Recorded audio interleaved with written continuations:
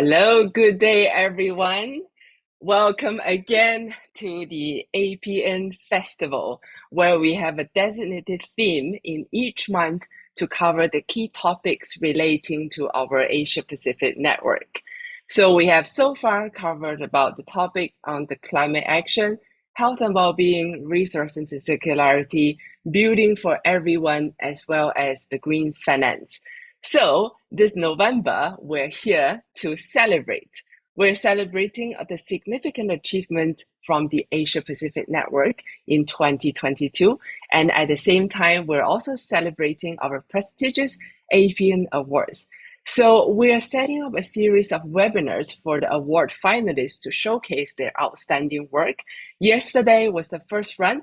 We shared about the business leadership.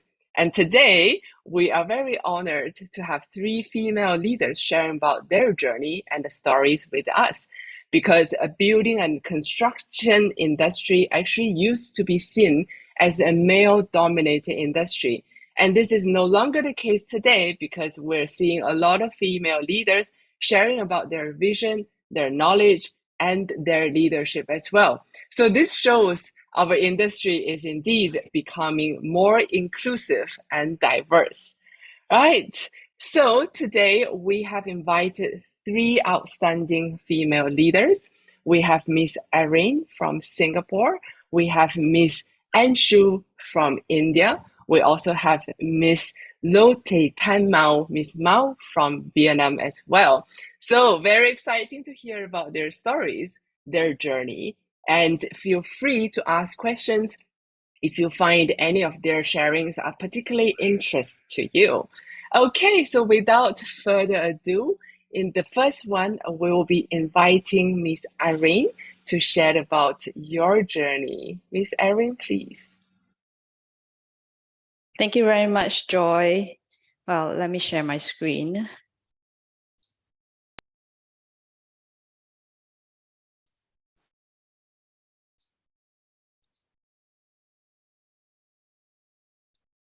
Hi, good morning, everyone, and good afternoon, wherever you are.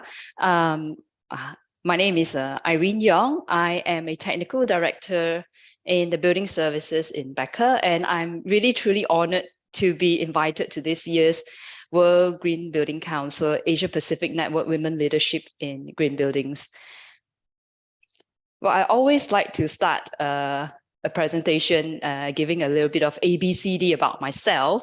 So I have two teenage girls who are really growing up too fast, and it's really difficult for me to keep up with them nowadays. I enjoy traveling, and I did a lot of that during the pre-COVID days. And I really look forward to doing more of it now that more borders are open and we can go traveling, and especially end of this year where holidays are coming. So I really love traveling. Right, and coming from where I grew up in, people are always very surprised to find out that I cannot cycle. I don't take spicy food, and I really don't look forward to the durian season here. And last but not least, sorry, DC, I am a Marvel fan. Right, and on the professional side of things, I am a mechanical engineer in training. I graduated from a local university in Singapore, the Nanyang Technological University. I have been in the built environment for the past 23 years. I started out my career as a project engineer in an energy services company before moving on to Becker Carter, which is my current firm.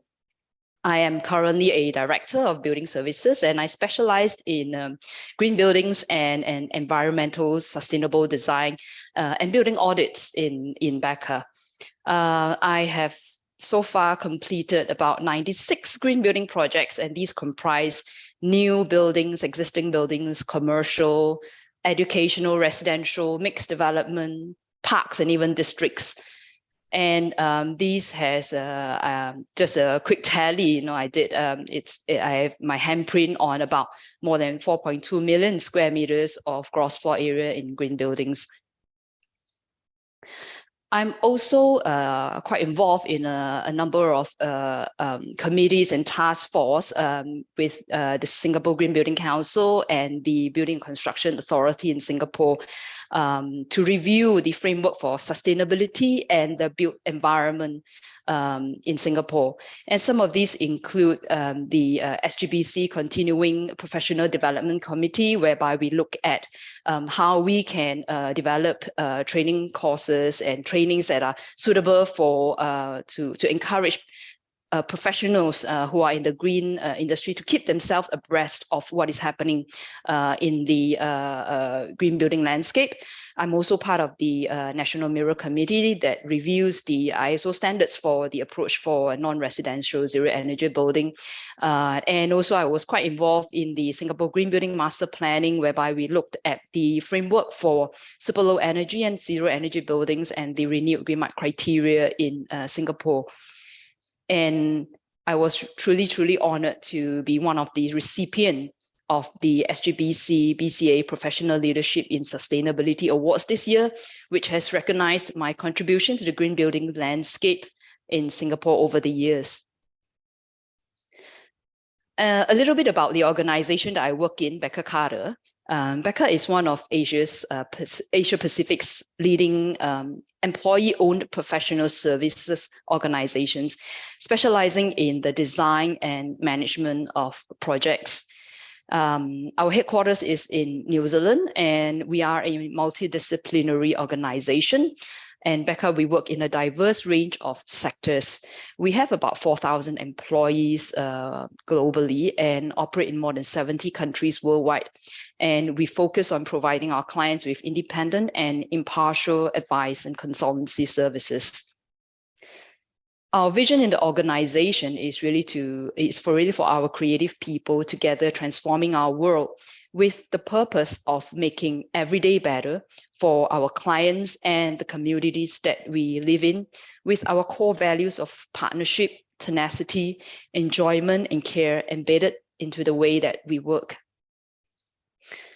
Sustainability is at the heart of everything that we do in Becker. So we have been developing and refining our approach to sustainability and have developed a sustainability framework within the organization that outlines our approach to embed sustainability principles in everything that we do, with focus on climate change and carbon emissions and sustainable urbanization.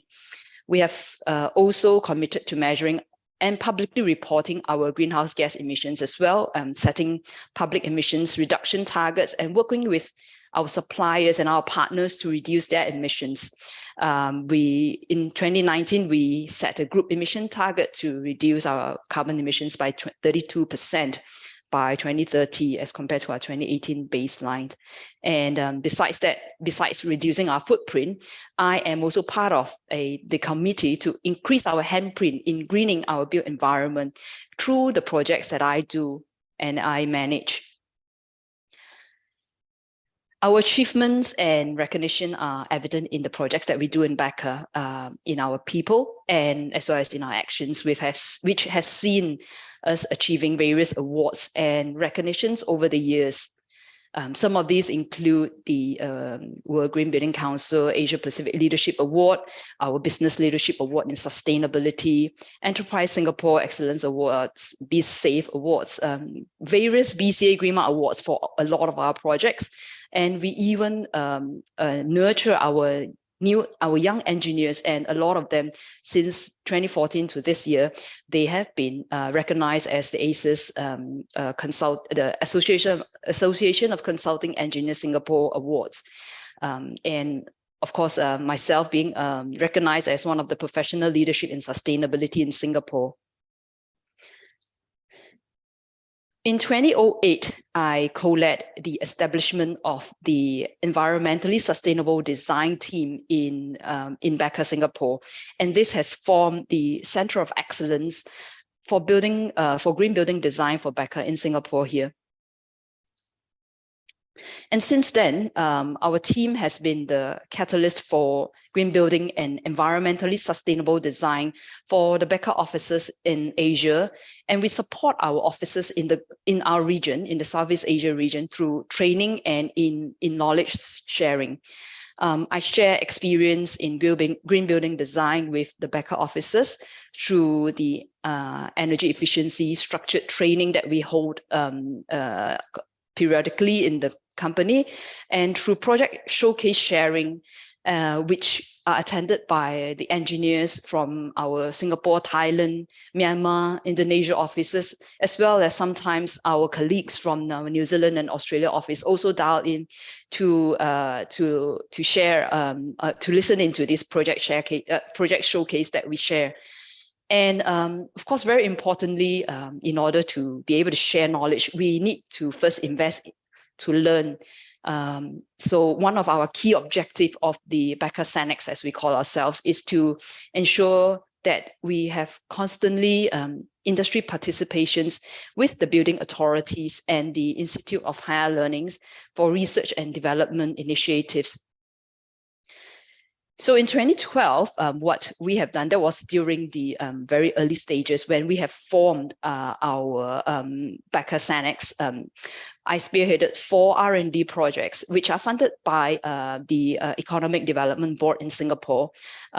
And I was the principal investigator for these 4 projects, because we were at quite an initial stage of setting up our green building sections. So we want to see what can we do to improve the processes that we have within the company to carry out environmentally sustainable designs. So these are some of the R&D works that we have done internally within the company. So one of them is to study the effects of daylighting versus solar heat gain. So the objective of the study was really to find an optimum sun shading element balance between daylighting and thermal heat gain for various building orientation and various sun shading with very different types of sun shading elements, the louvered type, the fins, vertical, horizontal sun shading. So we carried out dynamic thermal simulation and daylighting analysis to compare and analyze the thermal heat gain, lux level, and daylight factors between the different variations of sun shading, and the outcome was to develop a simple tool in a simple Excel spreadsheet that is user-friendly, giving some graphic user interface to determine the resulting effects when you vary a certain type of sun shading element, or you vary the different facade, and what are the effect on the solar heat gain, the envelope thermal value, and the daylighting. So that was one of the studies that we did.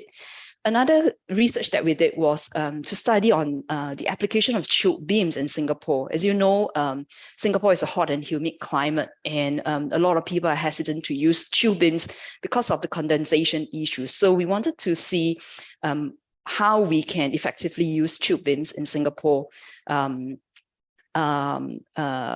understanding the risk of condensation as well, through well-designed control systems. And we also wanted to study if there were any effect on the height of the chilled beams versus the efficiency of the chilled beams that are being deployed in a standard office area. So energy modeling, dynamic simulation, and CFD simulation, ventilation analysis was carried out. And what we did was we did a cost-benefit study, was also carried out to determine what is the life cycle cost of having chilled beams versus the conventional fan coil units, and whether it is a economically viable solution to address the air conditioning systems in Singapore. We also looked at how we can further optimize chiller plant performances in Singapore as well. And one of them is to study the difference between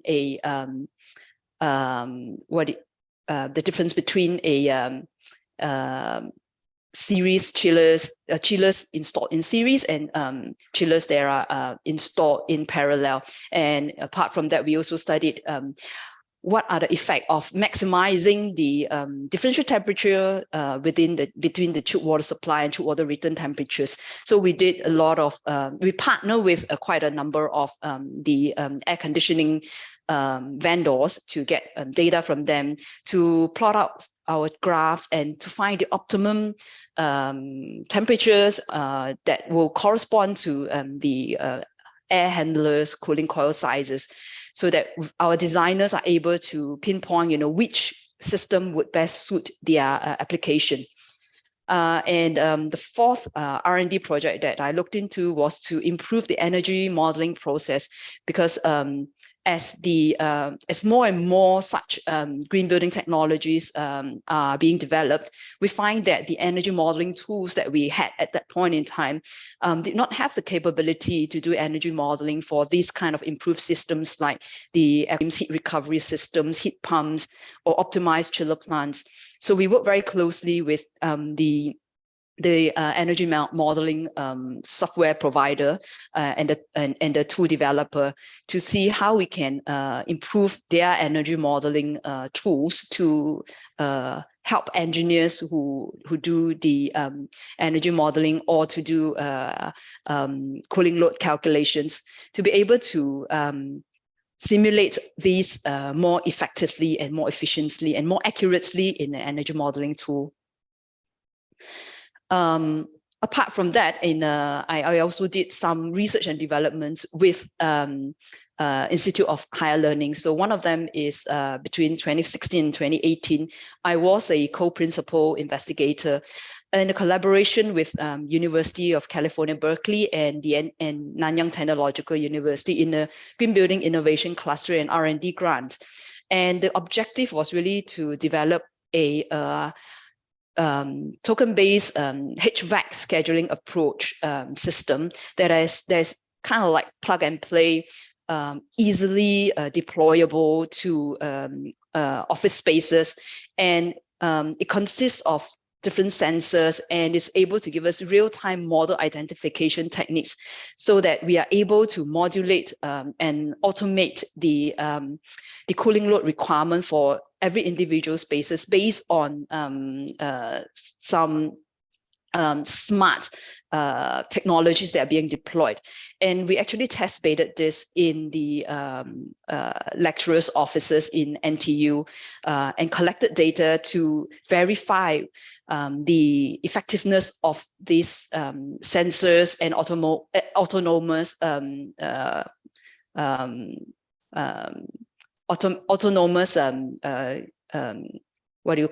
regulation of the air cooling systems. And we did manage to see an improvement of more than 10% in the air distribution system cooling efficiency. Next, I'd like to share and showcase a few of my most memorable projects that I have completed in my career journey. One of the most memorable ones that I've done is, of course, the Zero Energy Building at BCA Academy, which is the first Zero Energy building in Southeast Asia. This is a 4,500 square meter existing building that we ripped out the internals of it and all the M&E systems.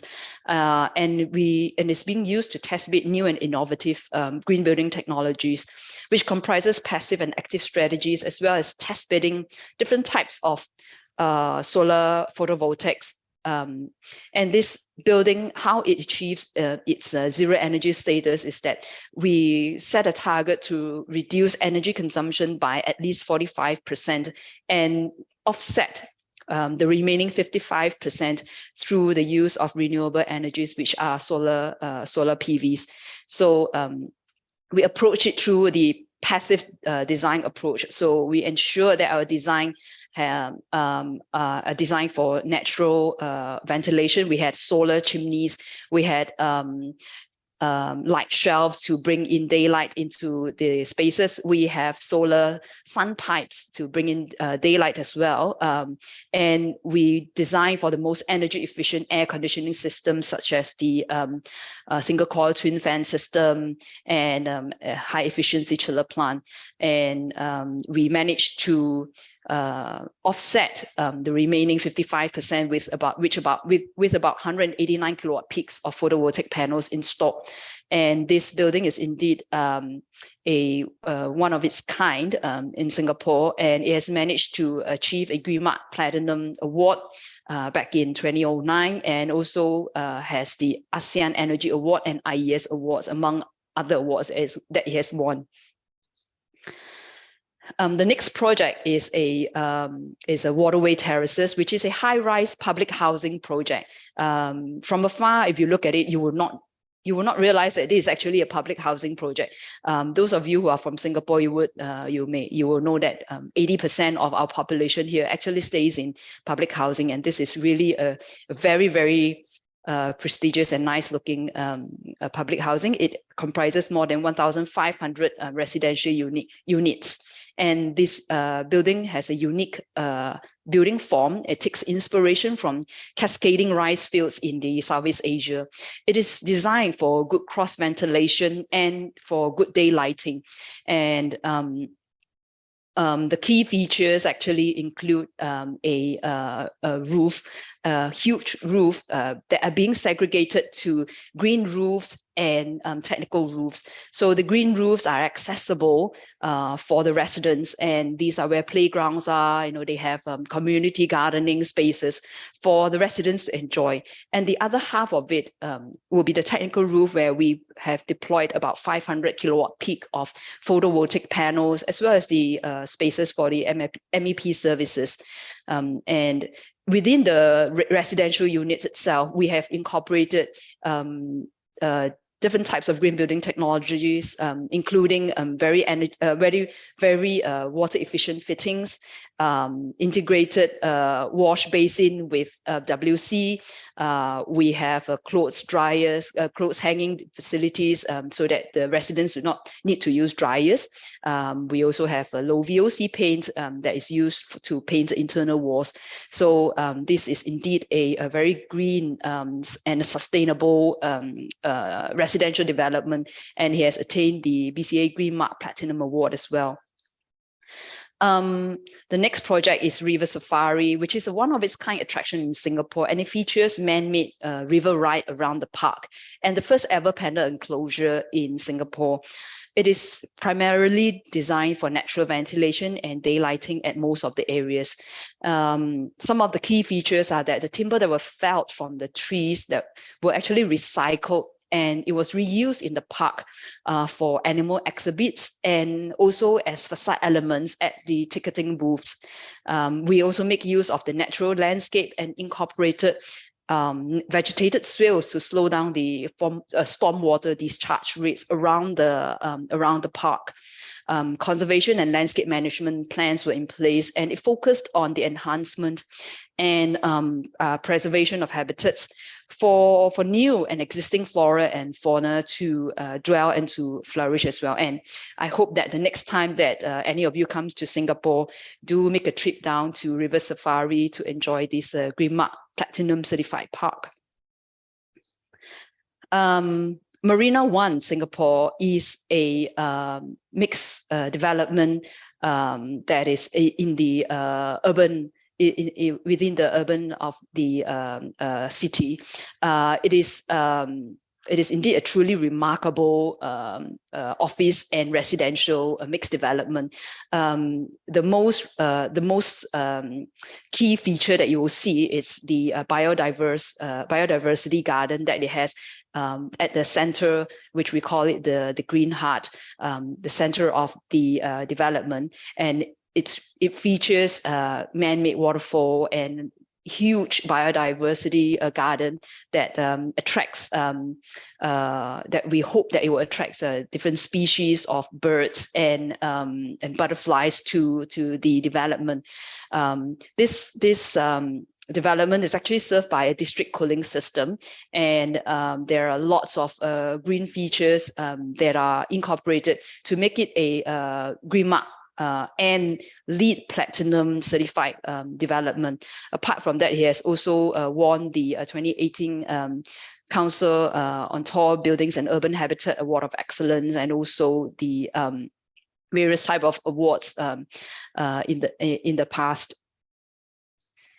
And another project that is really truly remarkable is the Nanyang Technological University, which is proud to say that this is the university that I graduated from.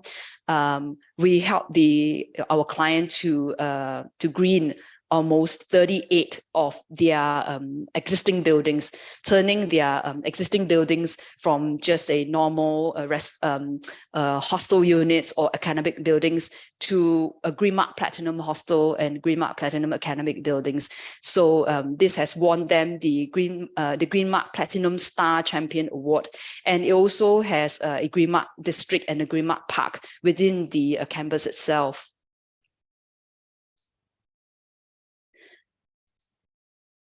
Over the years, I have presented in various green building events, green building related events, conferences in Singapore and regionally. And some of these events are attended by international audience, and experts from around the world share their project showcases, and we learn from each other. And some of these events are attended by attendees who are still exploring green buildings, like the one that I did in BuildTech Yangon back in 2017. And I think a lot of these seminars are attended by building developers or consultants who are trying to explore what can they do to start up or to initiate green buildings within their countries. And I'm hopeful that I can use this platform to share my experience and practical green building technologies that can be easily adopted and applied as a stepping stone for some of these countries that are emerging to do green buildings within their own communities. I'm quite active in doing media outreach as well in green buildings. In 2016, I actually was featured in Channel News Asia's Green Nation series, whereby I showcased a few of the green building projects in Singapore that I was involved in, and also to emphasize the important role of a green building professional and the role that we play to create buildings that are energy efficient, healthy, and sustainable for the communities. I also contribute to featured write-ups in the Construction Plus publication. Back in 2019, I actually did a thought piece about how technology plays a vital role in green buildings, from design stage to construction, operations, and maintenance, and how buildings can operate efficiently and effectively with data-driven smart technology. And during the COVID-19 stage, I spoke about how COVID-19 influenced on the environmentally sustainable designs, and I shared my views on how building designs and layouts will need to adapt and change post-pandemic. And I also shared some good practices on what can be incorporated into building designs to make them more resilient with good indoor environmental quality, and yet not affecting the energy efficiency side of the building. Oops.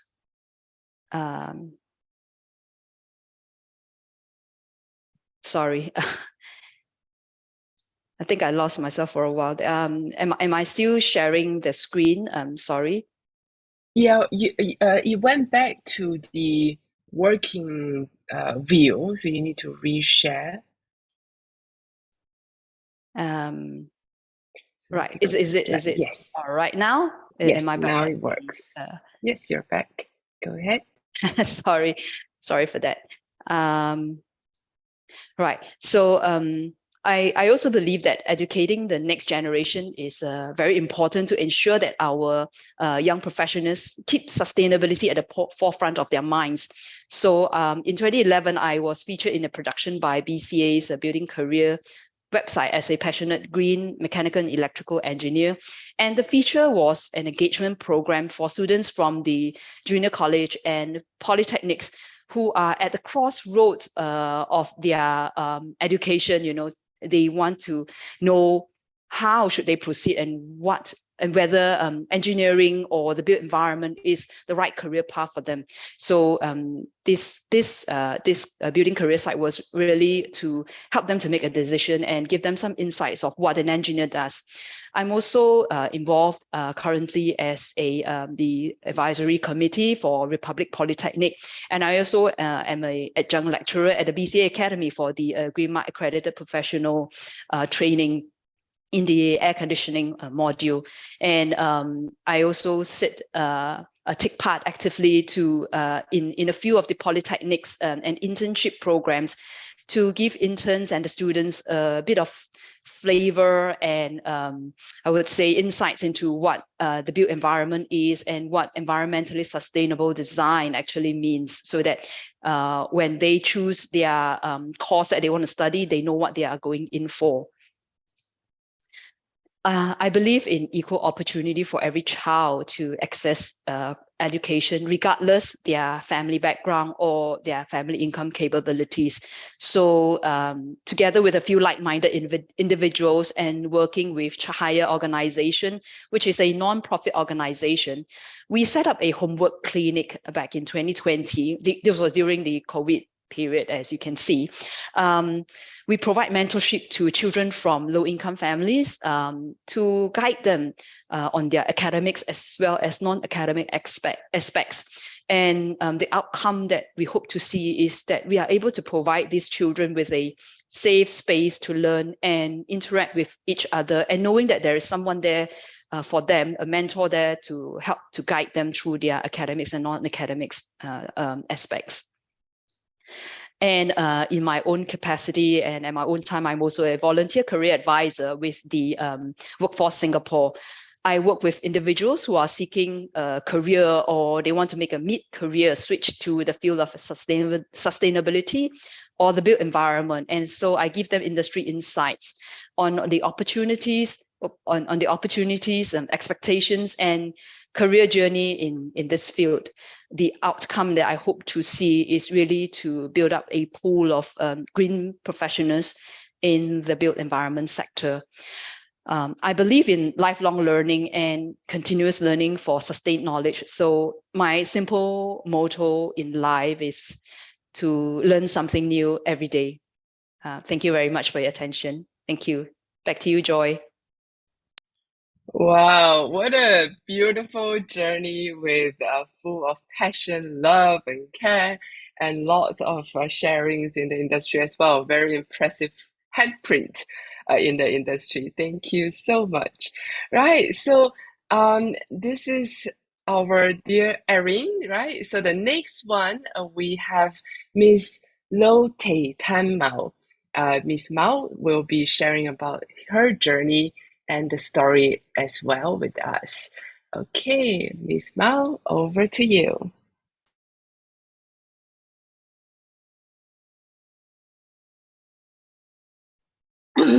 Okay.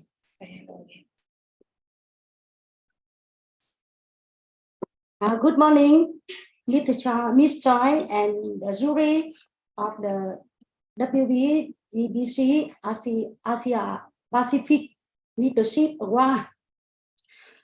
Good morning to my colleagues who present today, and good morning to everybody attending online for my presentation here.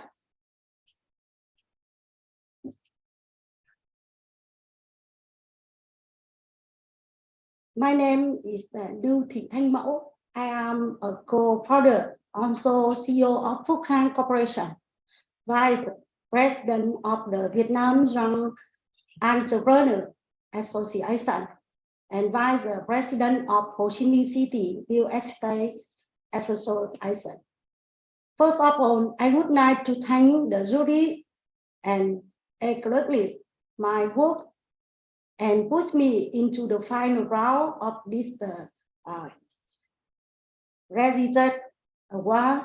Also give me the chance to show all of you my work and my wholehearted contribution to green building field.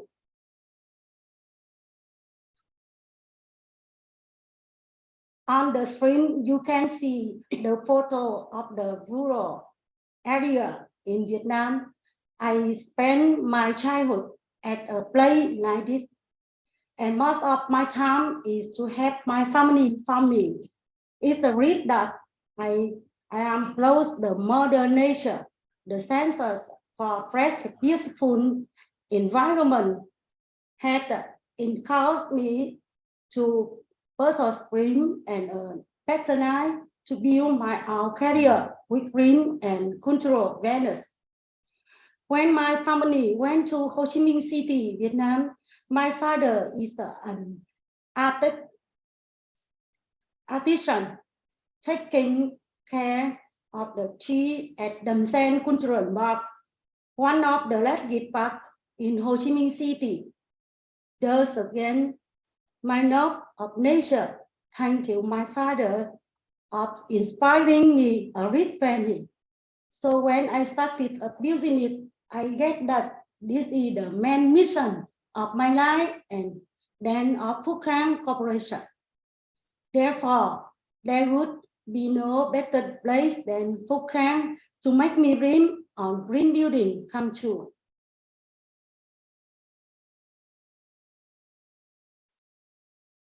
Phu Khang was founded to development the multi-field ecology, including construction, education, commerce, and consuming of real estate area. So far, my journey has been over 13 years since Phu Khang intervention, and I visit the US, Singapore, Japan, Thailand, Australia, and other developed countries to understand Earth's civilization. And I realized that a country had its own architecture, inspiring me to develop modern green and cultural building in Vietnam.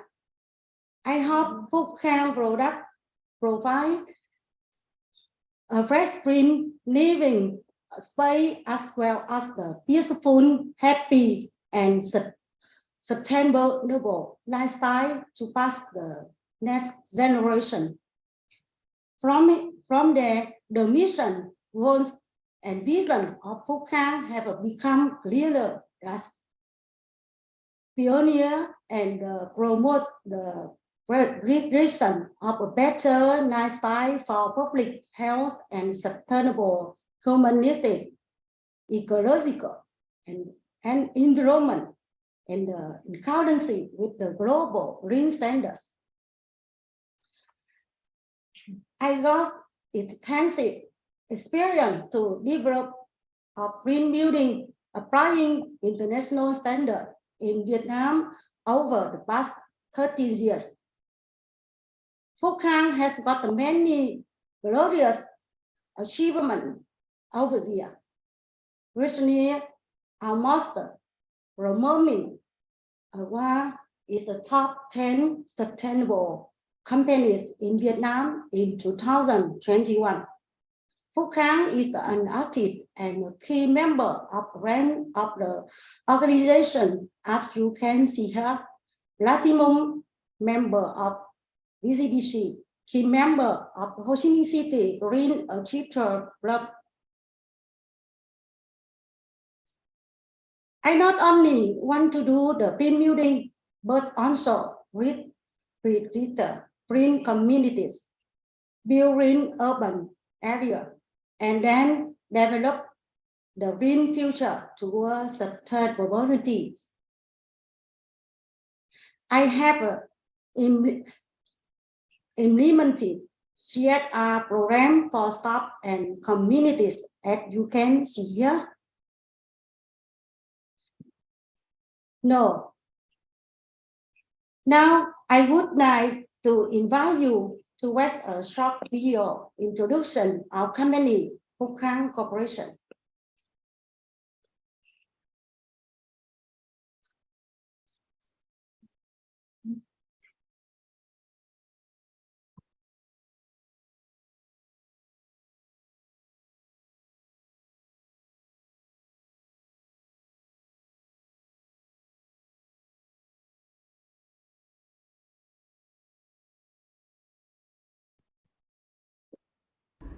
APN Corporation is the leading company in developing green buildings towards sustainability in Vietnam, taking first steps to affirm its position on the international market. With more than 13 years of experience since establishment and development, APN Corporation has had more than 400 staff, has been serving more than 10,000 customers, has quadrupled its assets, and has had 8 times increase in the number of its projects. Pursuing the mission, pioneering and promoting the creation of a better lifestyle for public health and sustainable humanistic ecological environment in accordance with global green standards. In the growth strategy, APN Corporation always focuses on performing the corporate social responsibility (CSR), developing green goals, maintaining and upgrading its corporate sustainability index. Based on the 3 main pillars of economy, environment, and society, the strategies to manage the sustainable development and CSR of APN Corporation are solidified by practicing equal business, managing staff-oriented human resources, economically using natural resources, adapting to climate change, protecting the environment, showing commitment to local communities and responsibilities to global supply chains. APN Corporation's Sustainable Development Strategy is oriented according to priority contents, referencing the United Nations framework of 17 Sustainable Development Goals towards poverty eradication, planet protection, peace and prosperity assurance in 2030. APN Corporation makes commitments and efforts to fulfill its responsibilities to protect the environment in business development operations and asset management. All real estate products of APN Corporation are registered for applying green building standards in order to meet the current demands without harming the benefits of future generations. APN Corporation usually accompanies organizations and committees to launch several campaigns to give with compassion and grant with responsibilities for a more healthy and happy community.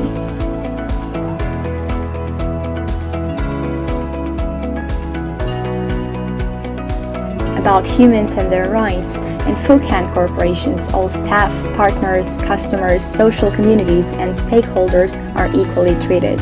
We absolutely comply with all regulations regarding to human rights, respect diversity, difference and equality in opportunity for workforce, especially make commitments to not forgive any violations of human rights in business operations.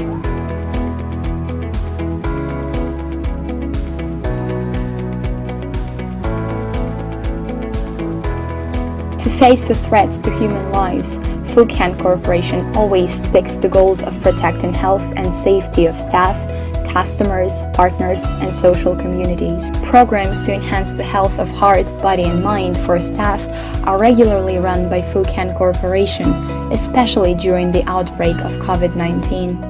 As the leading company in developing green buildings towards sustainability, APN Corporation builds a clear business strategy, stable land fund, secure financial structures with the spirit of abiding the law, aims to provide valuable solutions to living space to community. Besides, we never stop volunteering to accompany the government and communities to eradicate poverty, building friendly personnel policies, gender equality, ensuring equal opportunities of career development in organization structure from managers to staff, preserving and efficiently using power and natural resources.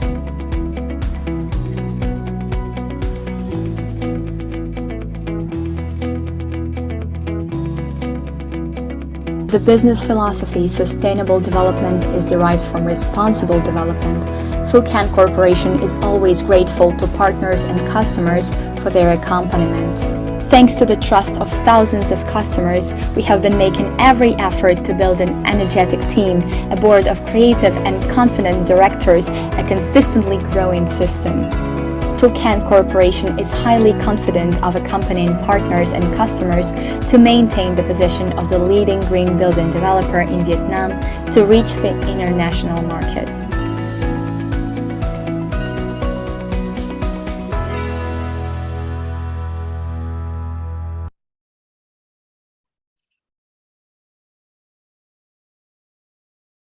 Yes, as we can see in the video, to share green and sustainable Venice, I join forum and seminar and promote sustainable development locally.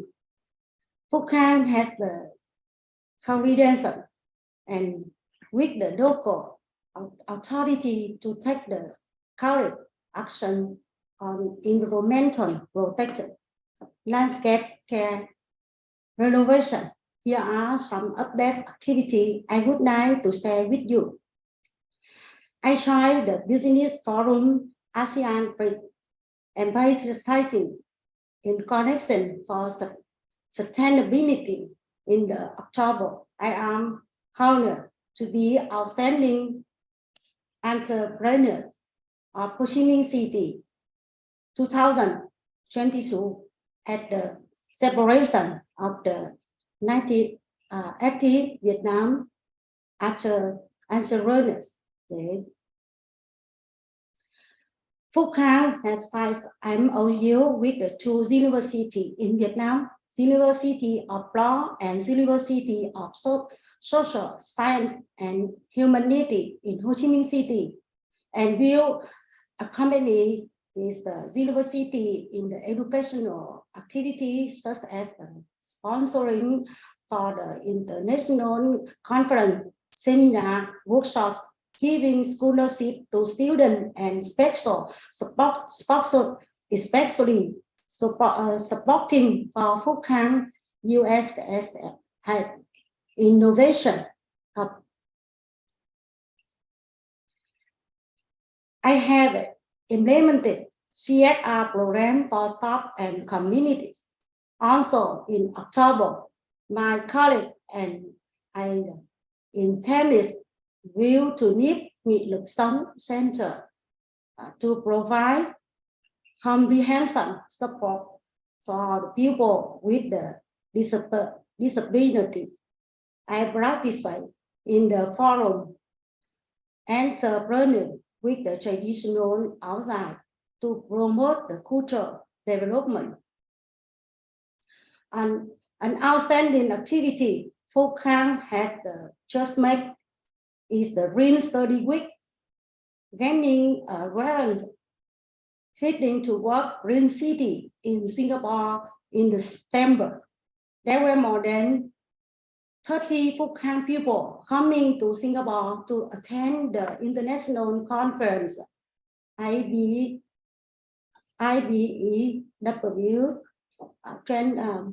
2022 to have the several visits and to meet the several Phúc Khang partners. Phúc Khang has developed projects not only in the center of Ho Chi Minh City, but also around the core area and other provinces in Vietnam, especially Vietnam Lotus Village and Long An and Diamond Lotus Riverside in the District S.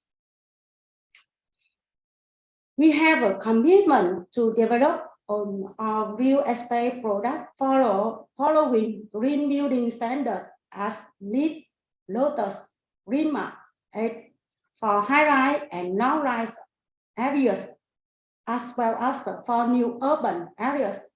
On stage of the developing project in Phúc Khang always follows green building standards and other standards for safety and quality. Currently, Diamond Lotus Riverside had been awarded Lotus Provisional Certification. We also got the Lotus certification for 2 townhouse type and Lotus Gold for Bamboo Pavilion in Vietnam Lotus Village. There are 2 core venues of Phúc Khang products, green and traditional, and to make the building outstanding and Zurich. Let me show you our project. The first one, Diamond Lotus Riverside, is the green feature and our activity to the conserve it and diversity along the riverbank and the following video. I'm very proud that this project is a typical case study of green building for for his visit during the Vietnam Green Building Week 2022.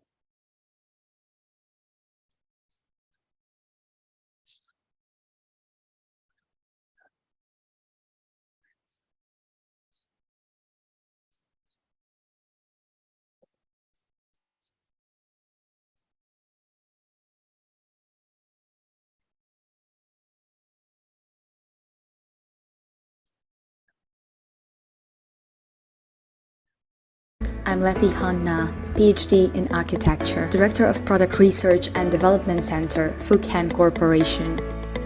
Today, I would like to invite all of you to visit and experience the Diamond Lotus Riverside project.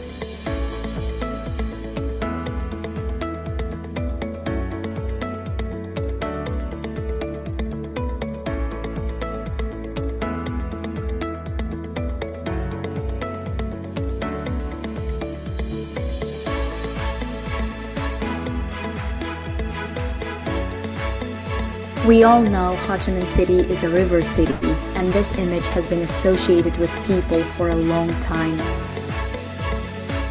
It can be said that this is a symbolic image of the indigenous culture. It is also lucky for us to have the project located between two river branches, Sao Hu Canal and Doi Canal. Based on this advantage, we aim to build a green water symbol for Ho Chi Minh City. Got ideas from water ripples, we designed the wave-shaped facade for this building. And all these ripples have been covered in green. In addition to the green area in the river park on the roof and in the park between buildings,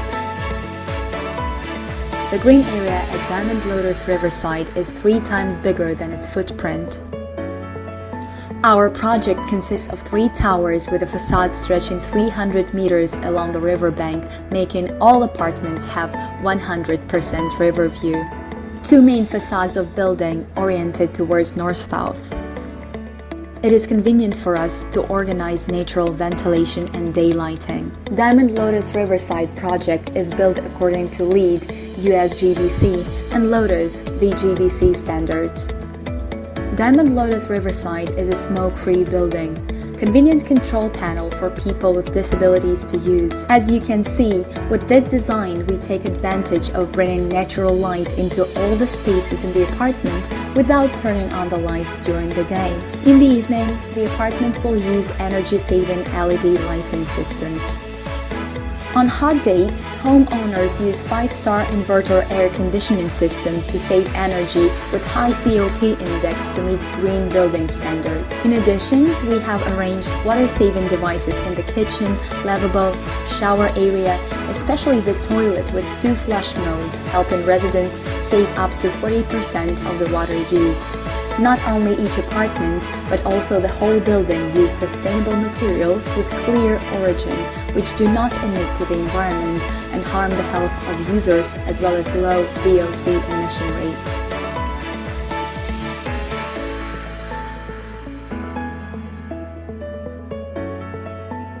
From all the space in the apartment, we can enjoy the cityscape and river view. Residents can also get fresh air and light thanks to the cleverly designed arrangement. 100% of the glass surface in direct contact with solar radiation is low E glass. This type of glass has 2 layers. The gap between the 2 glass layers contains inert gas, which reduces the heat transfer from outside to inside the apartment. Glass also works to reduce the glare of the sun inside the apartment, helping people have a more comfortable and convenient life. Everywhere in the apartment, people can enjoy the urban landscape with rivers of Saigon.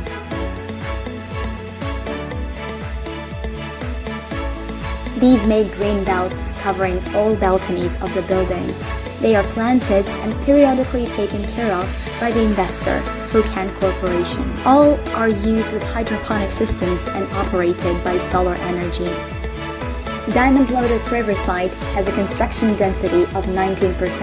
40% of the total area is for landscaping and greenery to conserve natural ecosystems and biodiversity. 50% of the roof area will be covered with trees. In addition, the remaining areas are controlled by material indicators to ensure control of the greenhouse effect. The entire facade uses bright paints with high SRI. Occupants at Diamond Lotus Riverside are provided with facilities such as library, school, supermarkets, restaurants, swimming pool, outdoor parks. In particular, to protect the environment and reduce the greenhouse effect, we have prepared a shuttle bus for occupants to link to the nearest public bus stop. In the basement area, parking spaces for bicycles, electric bicycles, and low-emission vehicles have been set up. With these values, Phu Can has created a green living space according to Green Building Standards, LEED, US, and Lotus, Vietnam. To accompany the occupants in organizing a green community, we have also provided a green building manual, which is a guide to lead a healthy, happy, and sustainable life.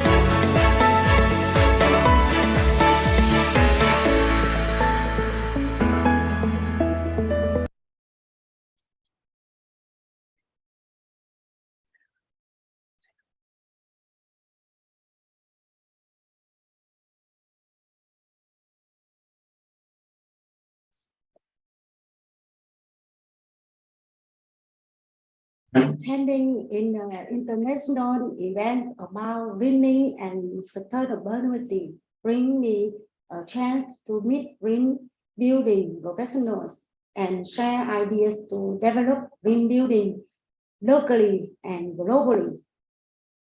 Recently, I delivered a speak at the Vietnam Green Building Week 2022 about the health and well-being in the green building Diamond Lotus Riverside. I also presented at the conference Green Building Towards Sustainability organized by Vietnam MOC. I also published a number of the scientific papers and journals about green building green urban areas.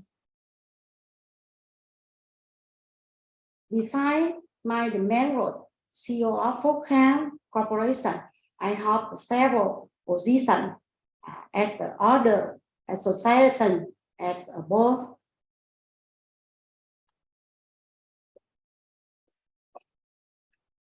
I am also active and key member of a range of organizations. As you can see here, I have been honored with the Nobel title and won for the last 3 years as the board. I have just finished my master thesis and in the urbanism with the title of Model of the Green Urban Area towards Sustainable Development, and I am studying a master course in law, the upcoming thesis in the law, in the legal framework for the green buildings, the situation and the comprehension solutions.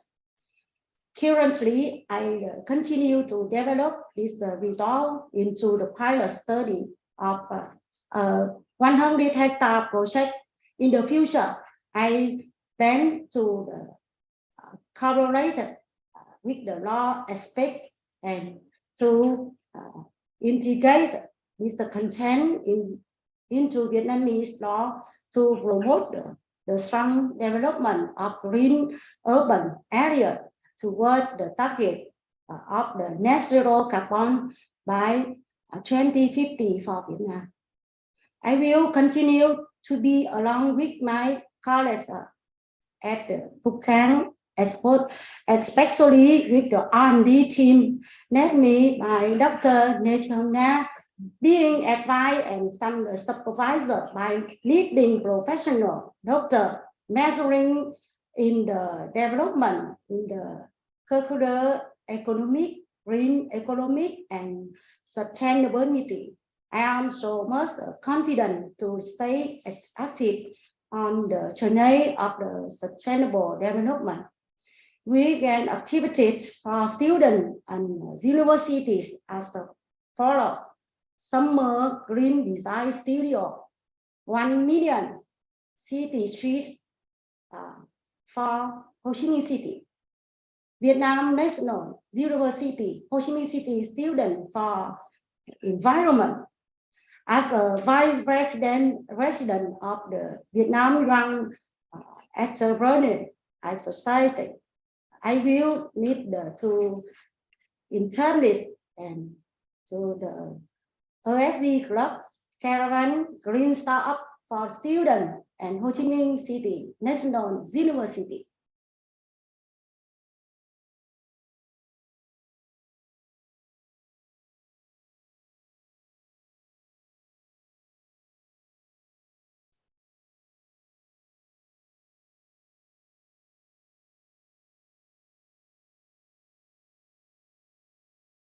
Honna, PhD in Architecture, Director of Product Research and Development Center, Phu Can Corporation. Welcome to the story of San Village.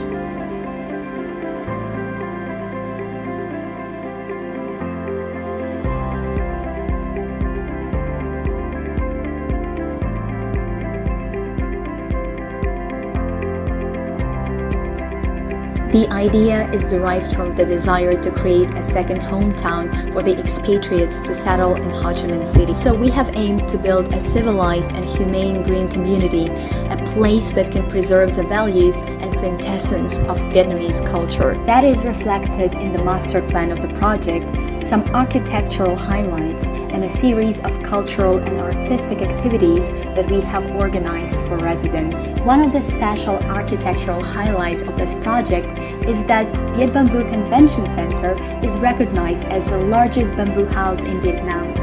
The work has been built with more than 1,000 bamboo trees, exceeding the aperture of more than 30 meters, accommodating more than 1,000 people.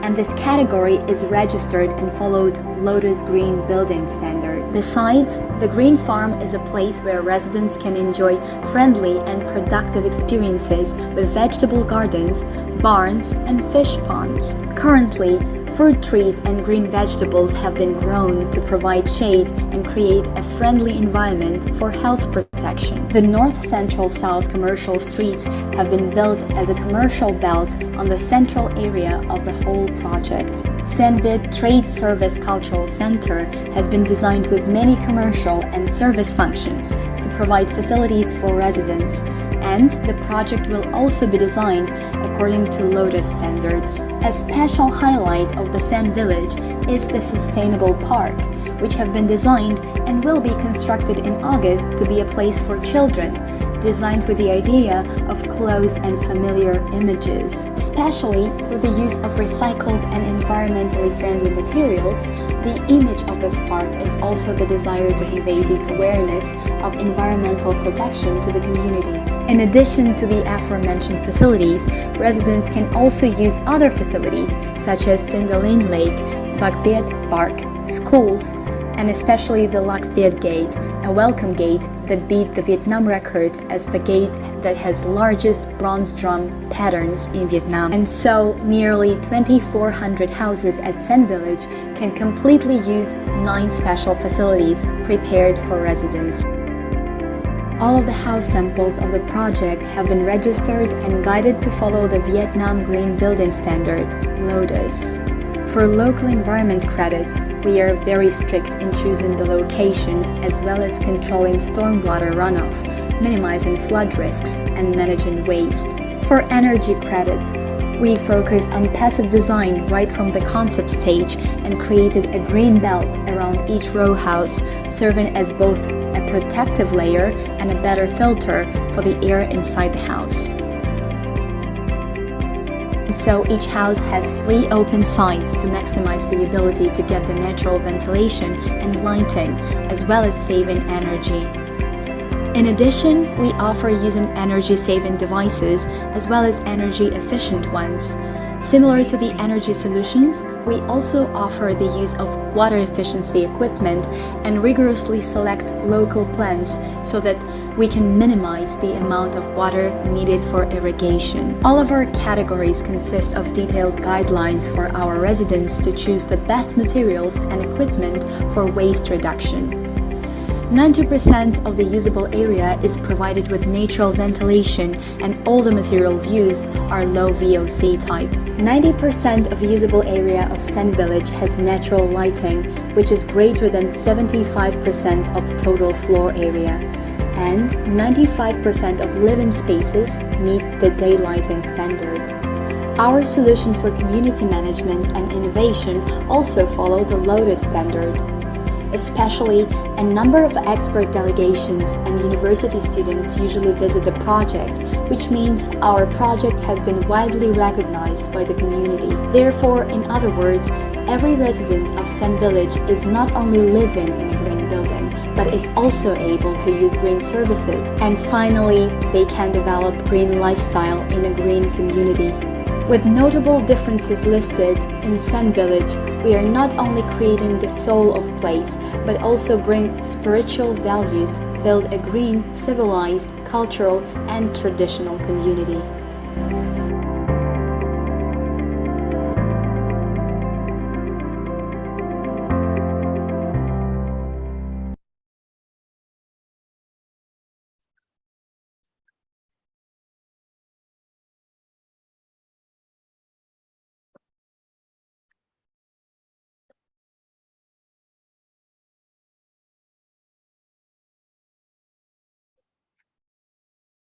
We have been judged by the customers and a company by needing brand in the real estate field, such as Kerchekong, Hòa Bình, Savers, and above, and other green consultants such as GCA and Greengate. In 2017, Phúc Khang in the cooperation with the Mitsubishi Corporation Japan to launch Phúc Khang Mitsubishi Corporation PKMC. On my effort and success to that make me be honored as a green CEO in the real estate industry in Vietnam. Thank you. Thanks to my dear family for their encouragement and our understanding during my journey. Also, many thanks to Phúc Khang Corporation founders, my associate and partner for the company and support over 30 years. Again, I would like to thank VCBC and the jury by giving me the chance to show you my work and my honest contribution to green building. Thank you very much and have a good day. Thank you. Thank you so much, Miss Mao. It's really an inspiring story when you started to connect with nature and continue to connect with nature. And this is also a wonderful story about entrepreneur leadership as well, right? So we really hope to see you in Indonesia, Bali, to witness also the award ceremony with you. All right, thank you so much. So the right, so the next one, we're very honored to have one more female leader, which is Miss Anshu. So she is the founder and director of Eco Business. So over to you, Anshu. So a very green morning or green afternoon, wherever you are in the world. And in fact, I'm really, I would appreciate both the beautiful ladies for the excellent work they have been accomplishing. You guys are doing great and creating a great landmark footprint on this world. So sustainability has always been, just a second. Sustainability has always been organic. And that's how today I choose my presentation to be a bit organic this time.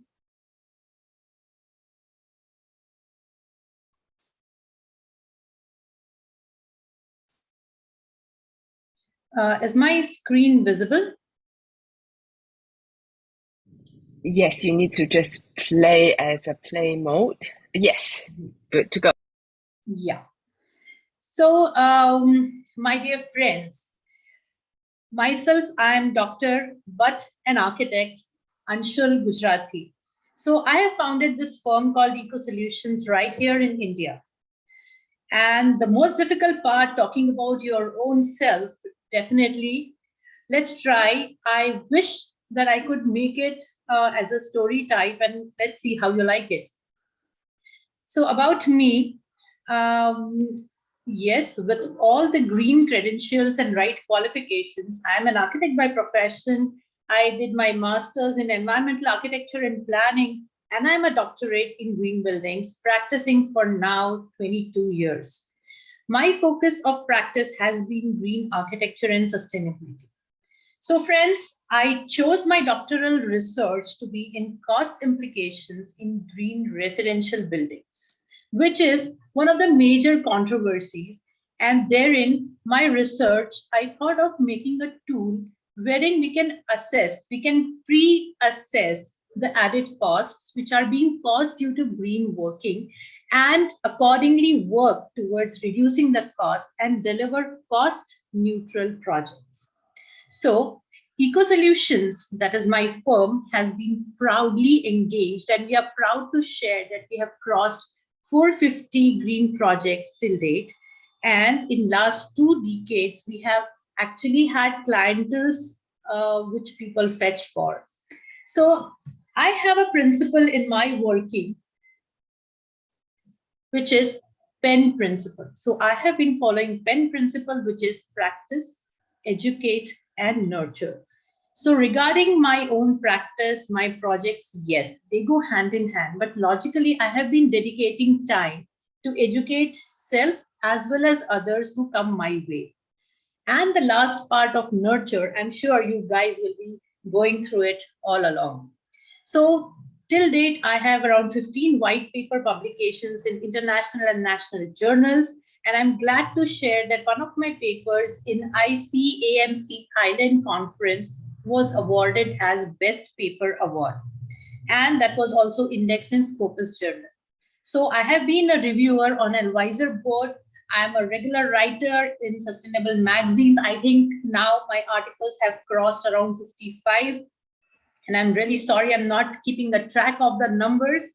And we means me and my firm, Eco Solutions, we have accomplished multiple projects ranging from local to international level, and we are blessed to have multiple accolades. So Green Garnish, as the name suggests, Green Garnish is my awareness handle to promote awareness and right branding, and basically to apply a multidisciplinary approach. Friends, you can actually see that I am a lead AP. I am an IGBC fellow, IGBC AP, GEM CP, that is GEM certified professional, Griha evaluator trainer, and an energy expert.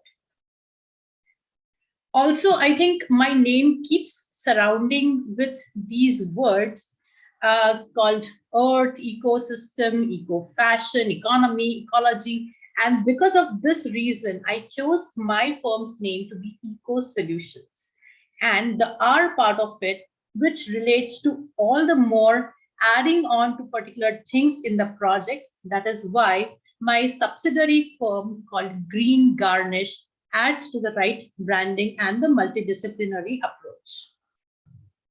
Talking about my career path with practice, educate, and nurture, my educational time was 95 to 2000, but unfortunate incidences happened in the house and I was left on my own also to earn my own bread.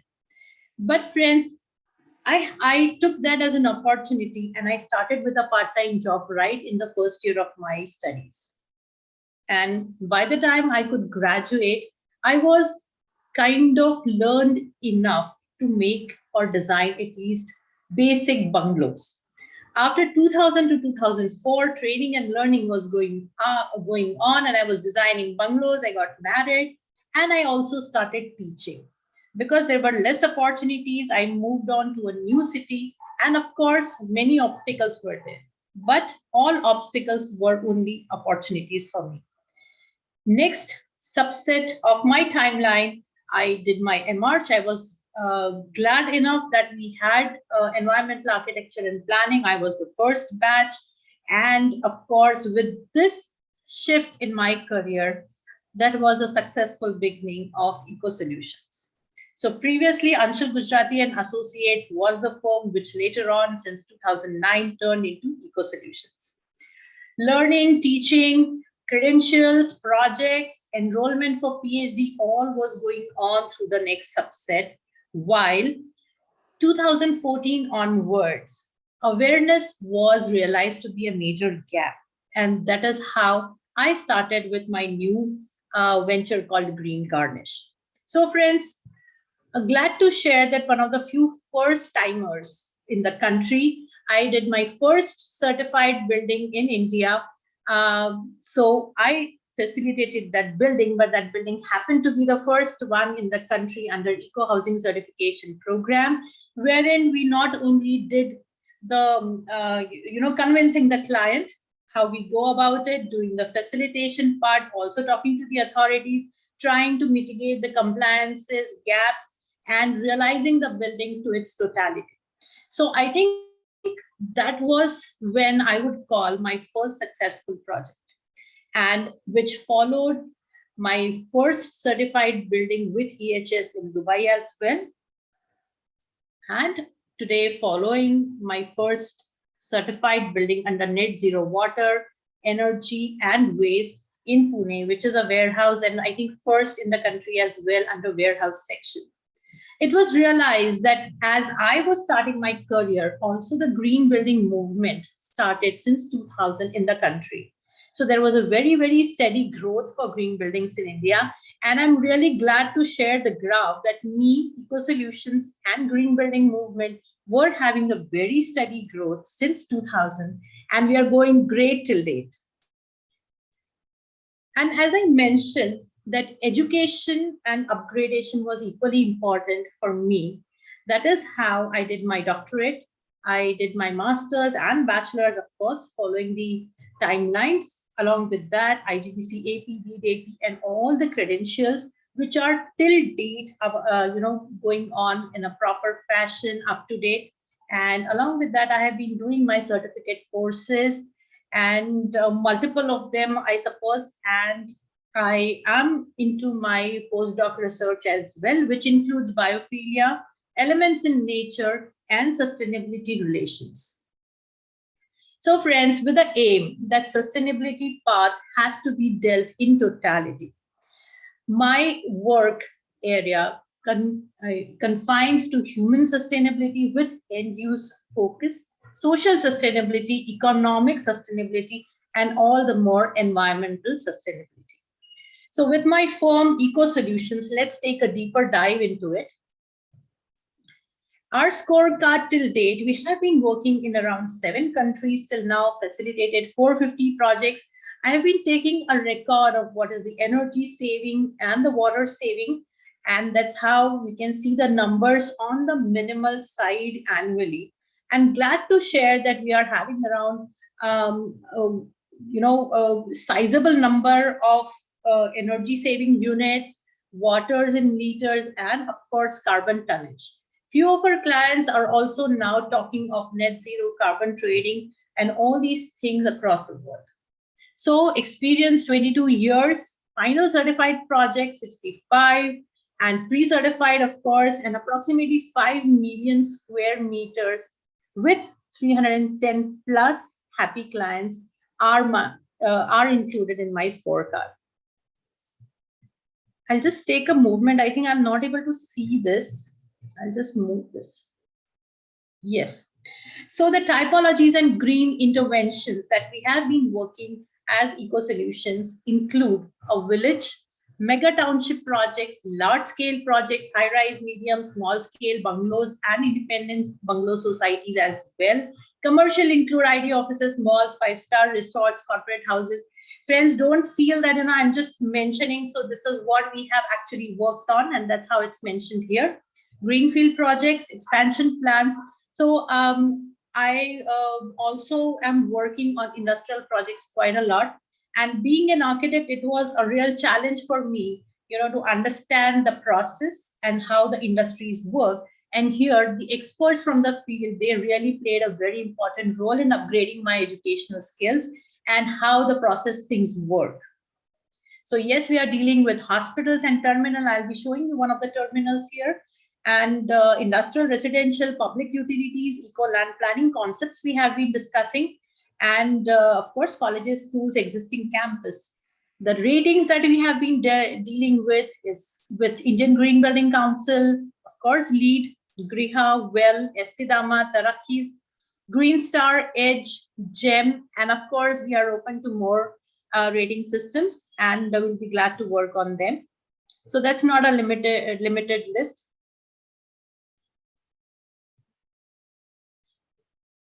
I would like you all to take a quick run through my select projects. So every project was a new learning, upgradation with other parallel studies like HVAC, electrical, plumbing, which we don't do in detail while we are in college. So I was glad enough that my colleagues helped me with all these studies, and I took some certificate courses as and where was required, because it was our job to further assist and integrate them with the mainstream. Few of my projects that I would like to share here include one of my esteemed client, Unilever India. So Unilever AeroAsia project was in Khamgaon, and here this particular project had major working done with heat control and comfort levels. So friends, all the projects that are coming on my way, I make it a point that they are already through with the basic requirement of the certification. And we all are aware of the certification, the glass, the low flow fixtures, and all these kind of things. So I'm not going in the details, the materials and all, etc. things. But I'm going to highlight how the project made a difference. So under heat control and comfort, evaporative cooling strategies were used in this project. And this project was supposed to be in the hot and dry climate, wherein if you are still working at 12 noon, you won't be really facing that heat crunch. So that was a success here. This particular plant with Bharat Bijli, this was having a complete solar passive approach, because the client said that we don't want to go with any kind of mechanical ventilation except the exhausts. So a solar passive approached building was designed here, and it's just working fine. Another project, yes, Nivea is the same brand we all have been using profusely since childhood. I am doing that. So in this particular project, this was in Gujarat. So we had a good saving, good daylighting, and water saving as well was realized. So here, being a factory, daylight was an issue, and we tackled this particular aspect with solar pipes, that is the sun pipes. Rainwater harvesting was dealt with great efforts, and we made a sediment pond also on site. Land planning was also done with great skills. So few of my other projects, which are under commercial sector, I would like to show is one of the prestigious automobile service center, which is BMW Service Center by Bavaria Motors. And yes, this is one of the exceptional net zero energy and net zero water project, which is awarded Best Center worldwide for sustainability by BMW World. And glad to share that this building has brought many accolades, not only to the client here, but to me as well. So it was net zero energy water. And if you can see the facade, the architect and our team has done a major ECM work, that is energy conservation measures working, looking at the inner sides, inner areas, occupied areas. As per the air conditioning, we have designed the glasses, creating a glass maze. Coming to the next project, that is Nyati Unitary. Now this is, so all are like, IGBC lead or whatever certification, following them. This particular building again had a deep solar passive approach. It's a commercial office having the streak and the branches kind of design, which is shading the inner terraces that were created. And that's how this building also suffices for a very good water saving, energy saving, and complete compliance, and stands as a very, very great green landmark today in a main city area in Pune.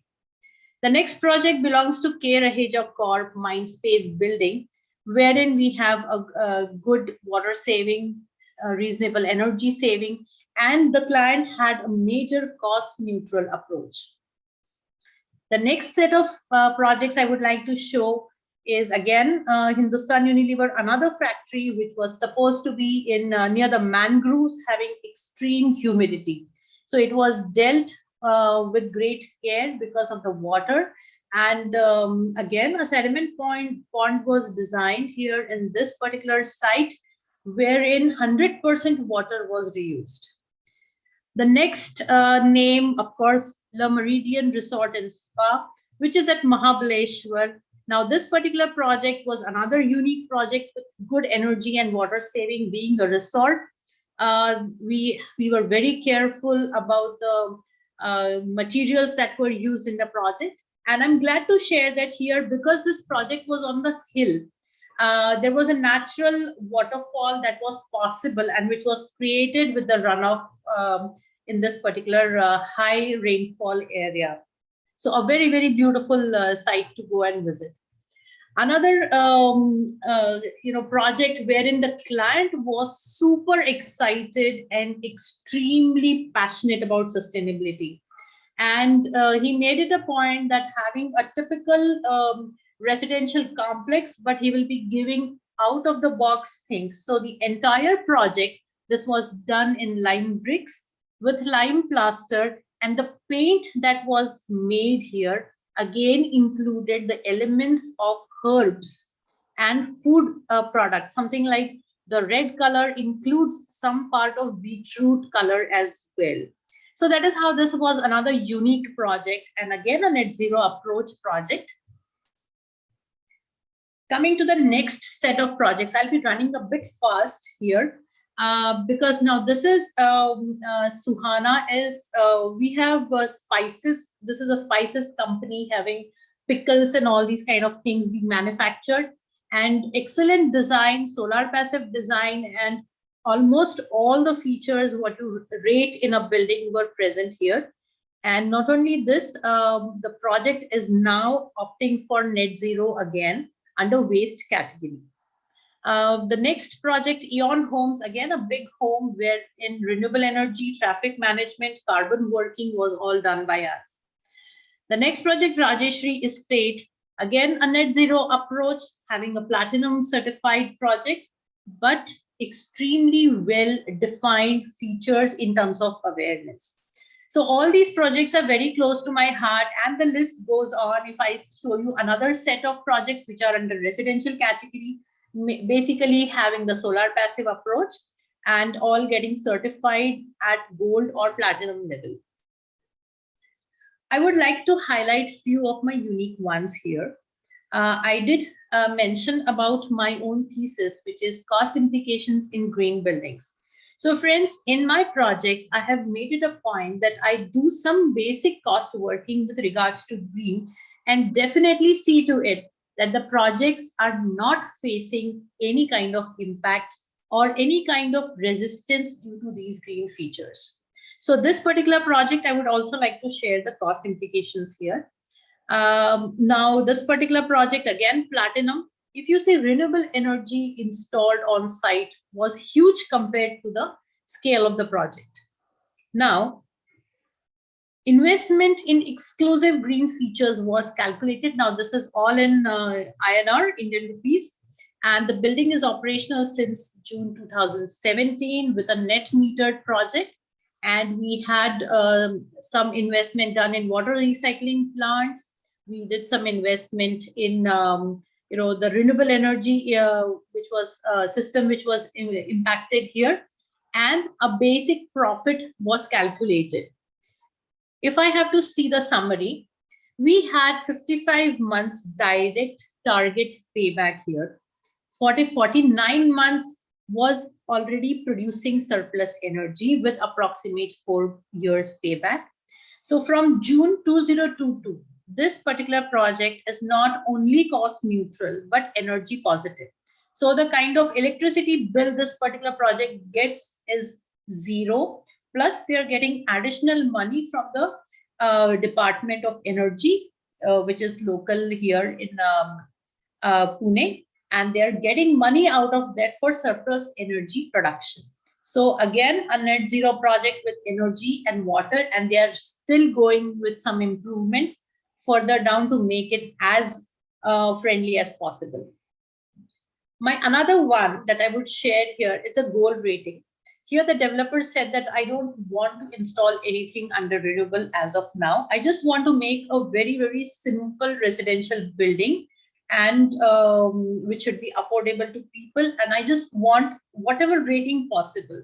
So he was actually anticipating a certified project, not even aiming for silver, because he was very clear that he doesn't want to invest a single penny here in the project under the green section.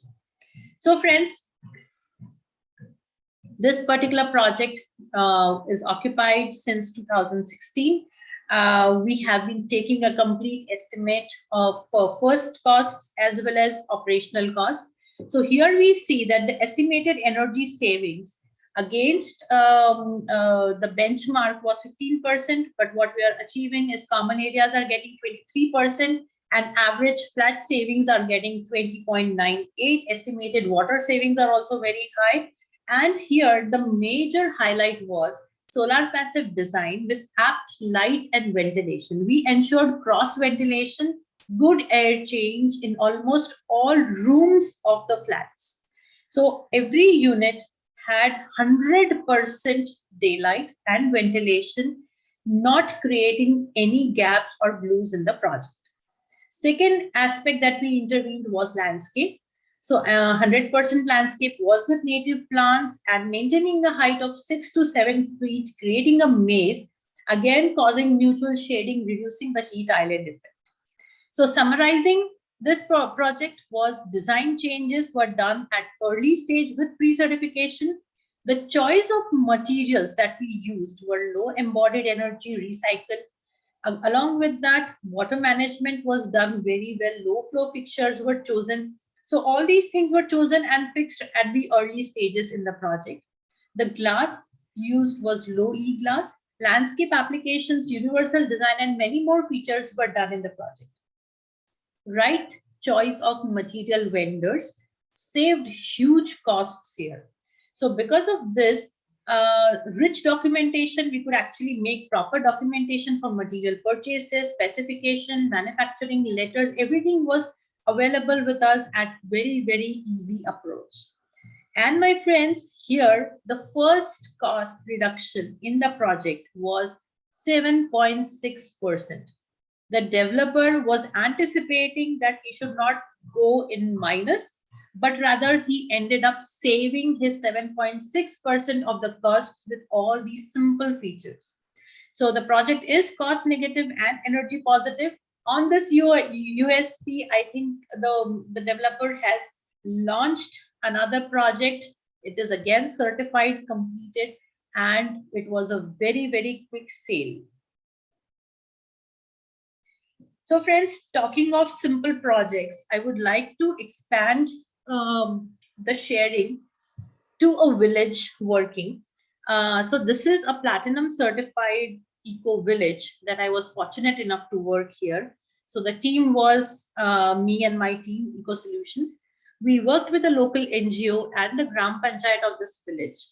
So here in India, once the village gets approved from the government side to be under it has to be under we cannot call it renovation but working. So this was identified as one of the areas wherein people were struggling with issues of water management, waste management, health hygiene, riverbed was getting deteriorated, and there were many limitations in terms of learning and connectivity to the main city. So this 350-acre rural patch with a population of 200 plus, it was a remarkable note that the entire village population were involved in this part of eco-village certification. So certification came later on, but the strategies, working, awareness, and creating a self-sustaining model, which is giving you a long-term impact, was important, which was done at a very slow and steady pace. During the pandemic, of course, this was a peak pandemic time as well, because we started in 2017 and we could not leave it halfway. So peak pandemic time also, proper nurturing and care was taken for these villages. And I'm glad to share that the entire population were safe and stable during the entire pandemic scene. So with all these features of an eco village, how IGBC certification suffices, along with the basic problems of water, waste, health, hygiene, riverbed deterioration, and all these things, the additional features that were included here in eco village are installation of sanitary incinerators, sanitary napkin incinerators in ladies' toilets, because that was coming up as a major issue. Then root zone pond was made so that the entire runoff would go to the sediment pond, root zone pond, and then after treatment, it will be left in the river.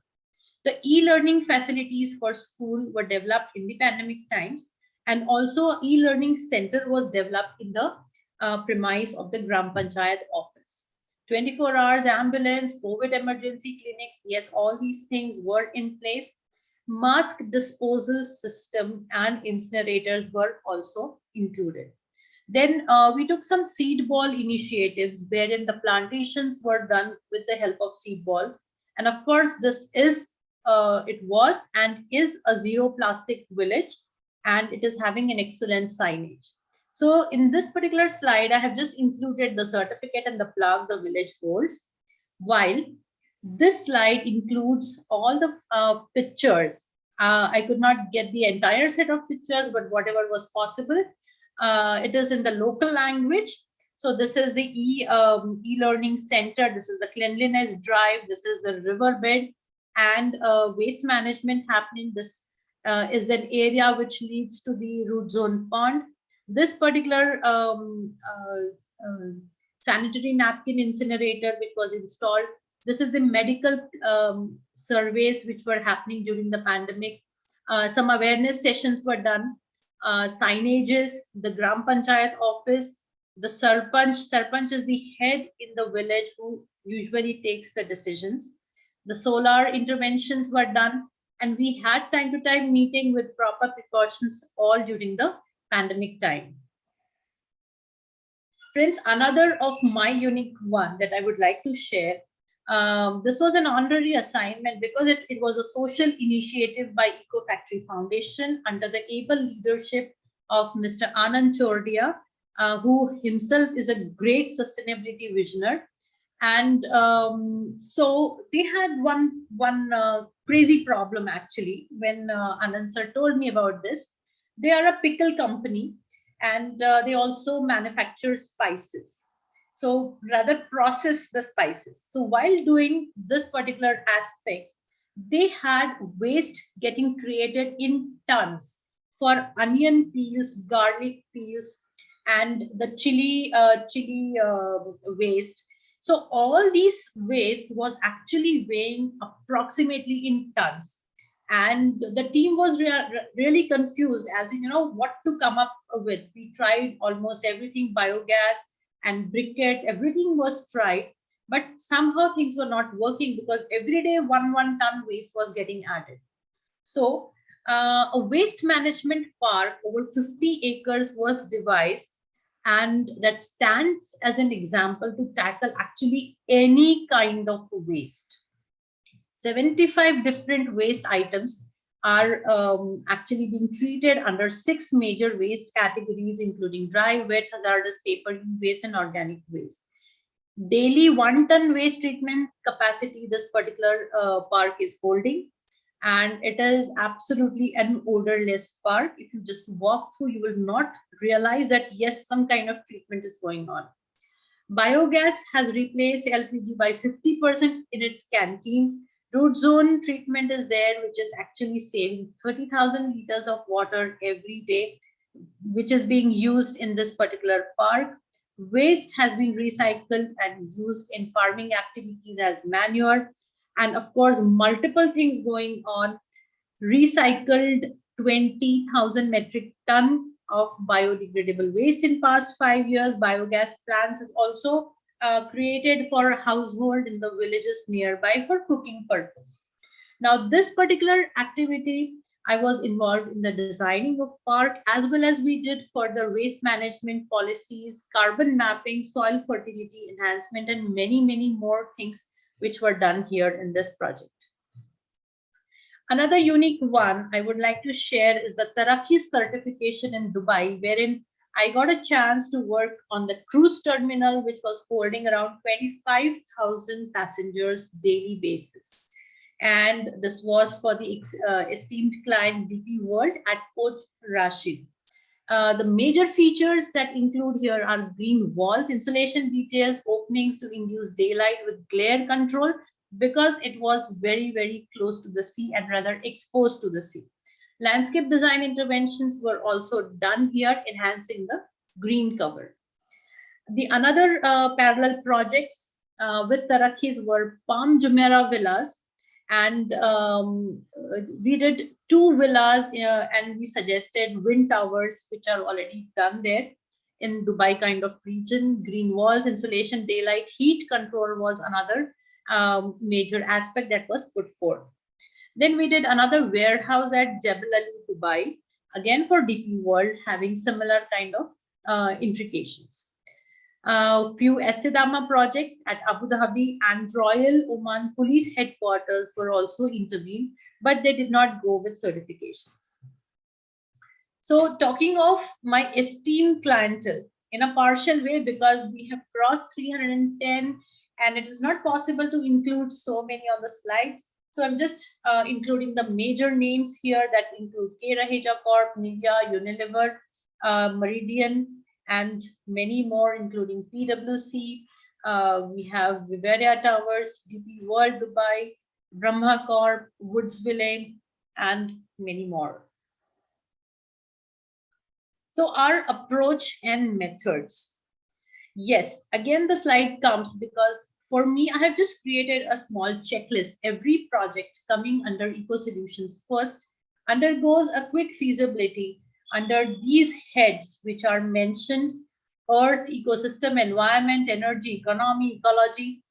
And again, what all are the possible areas: recycle, renewable, refurbish, remind, replenish.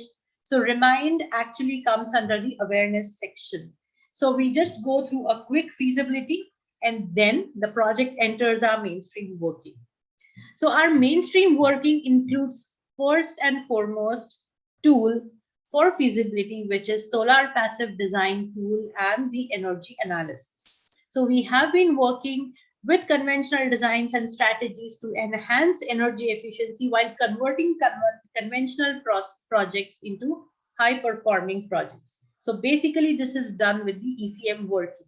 ECM is energy conservation measures working, wherein we assess the material apt for this particular project in that location, for glass, for roof, as well as wall working. Along with that, the further ECM working happens for the HVAC system, lighting, and the plumbing motors.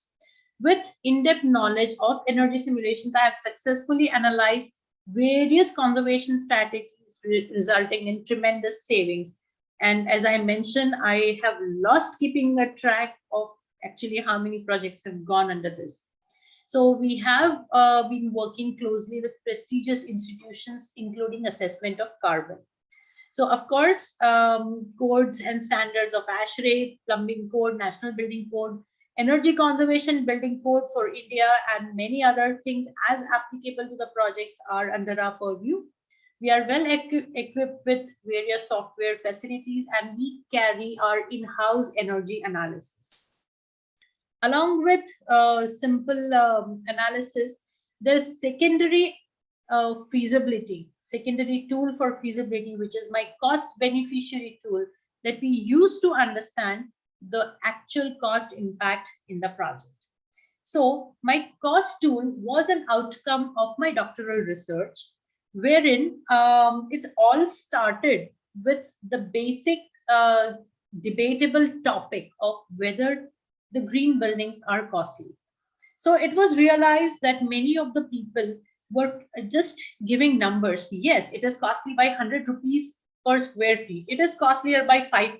It is costlier by 2%, because it was based on their individual project experience. It was never for the entire typology. So I took this particular initiative and I did my doctoral research, started in 2012. Till 17, I was awarded the PhD in 17. So cost implications in green buildings included actual facts and solutions. Here, major output was the guidelines, calculators, and a tool to assess the additional cost and adapt strategies. Now, this particular research of mine was based on the completed projects, ongoing projects, and multiple cost analysis, which was available with the developers for their other projects. My research was based on empirical studies, wherein the technical aspects were studied with triangulation with identified variables. So the triangulation method actually helped me formulating the algorithms, formulae, which were tested by mathematicians and assessed for various applications relating to cost in the buildings. Further, these cost models were also prepared using Excel software. And I'm glad to share that my PhD was one of the first ones in the country with the subject of green building.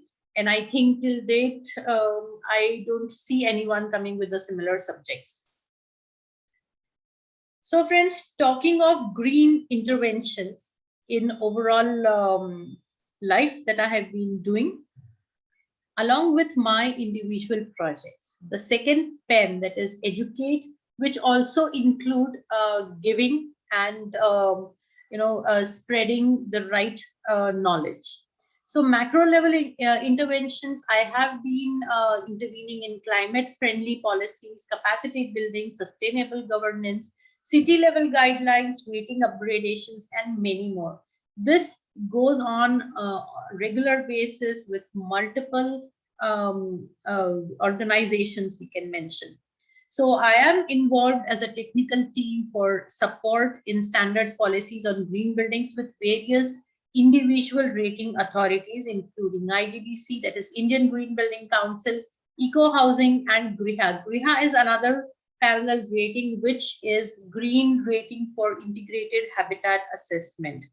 So I have been actively participating and advising on green certification committees and involved in development and upgradation of ratings as well. So till date, I have been working with homes, industries, factories. So homes, factories, warehouses, and new buildings, that's the commercial buildings. And we have 2-3 more ratings coming up. So they're going on hand in hand, eco products. So I have been an assessor on various panels and actively promoting the green movement at grassroots level. So assessment for the ratings as well as for other panels, wherein so I was invited at many places to assess for the prizes as well, the awards as well. And I am a regular assessor for projects with IGBC, GRIHA, as well as Eco Housing. So along with my chapter, that is IGBC Pune chapter team, I am a core member, founding member. We have been working with smart city aspects with the local corporations for incentivizing FAR working, existing initiatives and how we can make them better, feasibility guidelines. So with PwC, I did this assignment for feasibility and guidelines for solar on rooftops, solar implication on rooftops and vertical farming for Kolkata city in India. And along with that, further capacity building interaction trainings for all stakeholders. So what happens is we have major four stakeholders: the investors, the developers, the architects and the consultants, and the government stakeholder. So everybody tries and put forth their part of, I would say, not excuse, but point why green should be done, why it should not be done. So assessing all these kind of aspects and also giving proper trainings, having interactions with them, realizing their gaps was also my purview. I was actively involved in policy framework for Pune Eco Housing Green Building Rating System and formulation. I also worked on a cost beneficiary green approach manual for CREDI. CREDI is a developer community here locally. And along with the local trainings, I have also conducted multiple sessions for Muscat municipality in Oman region, and also helped them to refine their sustainable guidelines for the region. Coming to my personal contributions in education and mentoring, yes, ongoing continual personal research on biophilia.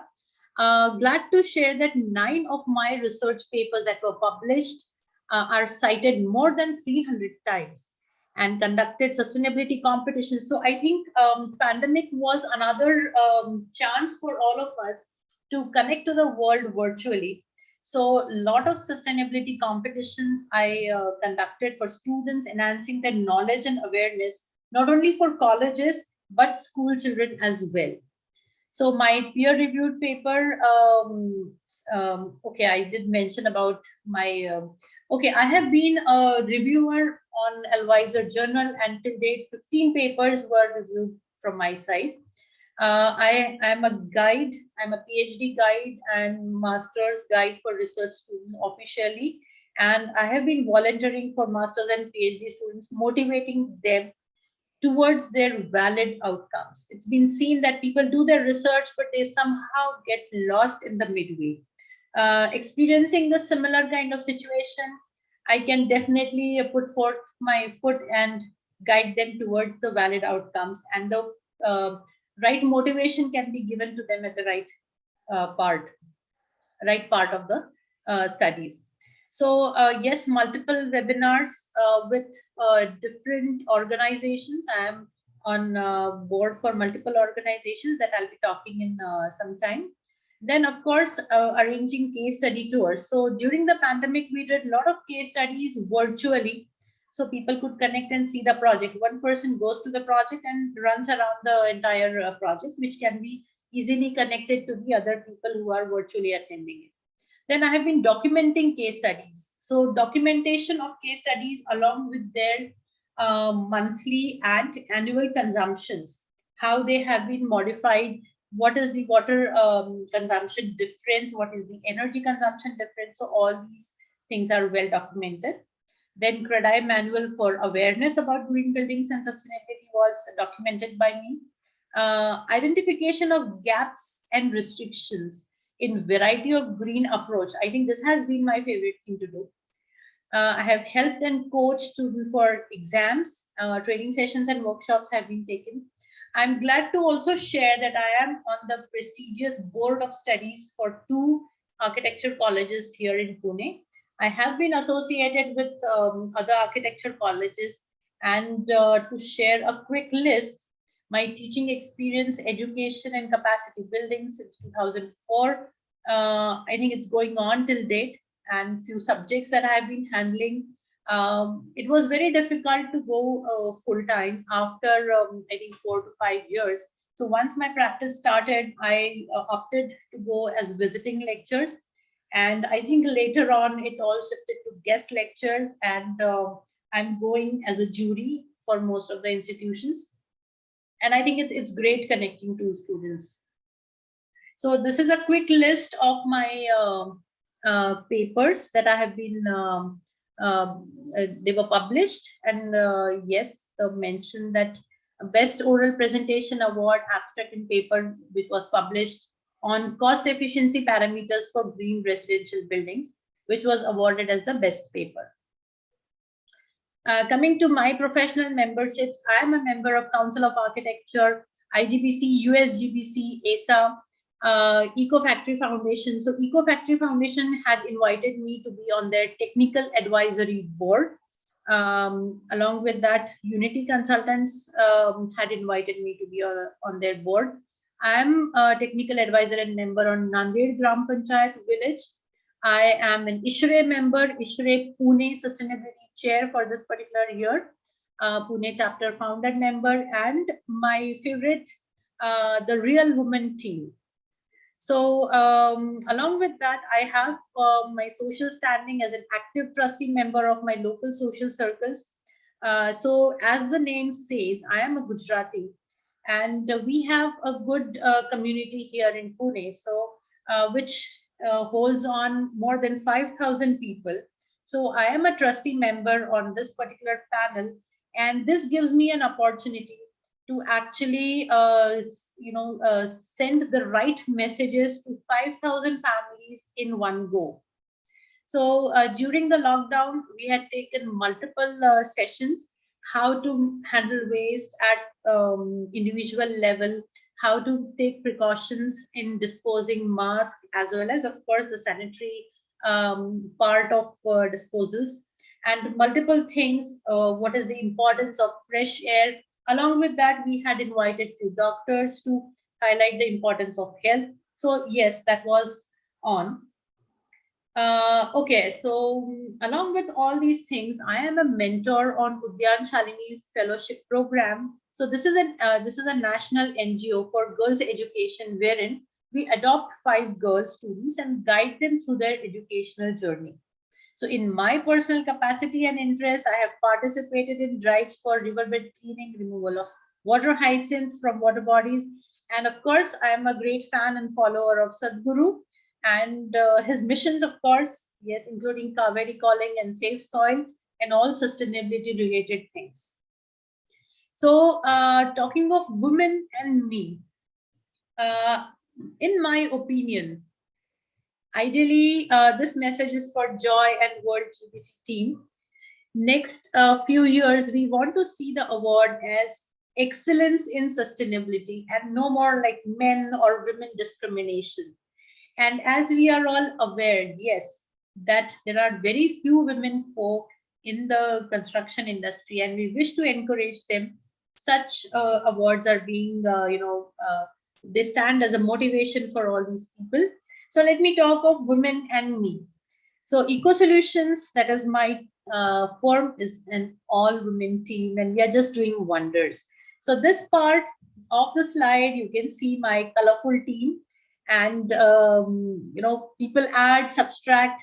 So partial teams are being seen here. So Green Garnish, which is promoting my small-scale industry of women folk. I am a part of the Real Women team, where we encourage women in construction industry. So this is the logo for Real Women, and yes, we all are from the construction industry, really celebrating the women in us and helping each other through thick and thin, and all the problems or issues or opportunities we might face during the time we are together, and we complement each other. Now, as I mentioned about the Udyan Shalini Foundation, I have adopted 5 girls. And friends, you can see the photo of my mentees here. And I'm so glad to share with all of you that 5 of them, they want to be doctors. And I'm just trying my best to help them out in whatever possible way I can. I am a part of Women in ISHRE. So we did a major big program for women in ISHRE under the name of Shakti. Shakti means strength. So this is how the women in Anshul goes along. Achievements and recognitions, yes, the referrals from my happy clients. So friends, it was very rare that I actually went and I asked the client to give me the job. It was all references and my happy clients and their smiles. I think we have been cherishing this for years. So in all, I think we have crossed 28 or so numbers as far as awards and recognitions are concerned. I'm sharing with all of you a partial list from 2015, which is, of course, I received the Real Women Award, ITBC Fellow Award for Maharashtra Energy Development. We have been receiving awards for consecutive 4 years, which is 15, 16, 16, 17, 17, 18, 18, 19. And after the lockdown, we decided not to nominate ourselves for this award anymore because we were promoted here as a jury. So Special Recognition Award by ITBC, Exemplary Performance, Global Recognition Award by BMW Service Center, International Paper Award, I did mention about it. Outstanding Performance by Builders Association of India, and IGBC and Griha and LEED have been awarding Eco Solutions with special recognitions, expertise in sustainability, exemplary performances, green building certification awards, I think for a very long time now. So way forward, when I talk to achieve sustainability with predictable benchmarking of quality, cost, and time, and of course, leadership with care for our fourfold path: design, construct, operate, and maintain. So friends, whenever there is a gap, I have been taking that as an opportunity. And here today, I realize that the gap with reference to awareness under few heads are really taking a backseat for green. So people have started taking green very casually because of the awareness gap. So end use and maintenance gaps are realized. Of course, costs are still the gap, but myths versus reality has to be clarified. Keeping the right person for the right job, the experts, I think this again needs to be highlighted to a very, very good level. Detailing of the criteria. People don't go in detailing. The new fork which is coming in the industry, they believe in doing fast and quick work. So detailing is important. Benefits, tangible and intangible benefits, they need to be clarified very, very properly. And technology and sustainability. Many a times technology is not taken with the right spirit, or probably it's taken with the override spirit, and that's how we really need to maintain a balance. And my subsidiary firm, Green Garnish, which will be a non-profit organization firm, we are targeting to work towards all these things. So Green Garnish, which I created as my awareness handle, a unique subsidiary activity involving socio-creative side. Here we are focusing on signages, visual communication, expert interviews, video clips for the projects and case studies. Then, highlighting the case studies in the right fashion. We encourage our users to use eco-friendly products, eco gift hampers as well, and not a one-time use product. So we have identified certain products which are 100% chemical free and eco products, which are manufactured locally by women folk. So that is how we are supporting their cause as well. And they're really cute stuff actually, and they can be used for corporate gifting and multiple other things. And my visual infographics and all. So I would like to give a small example of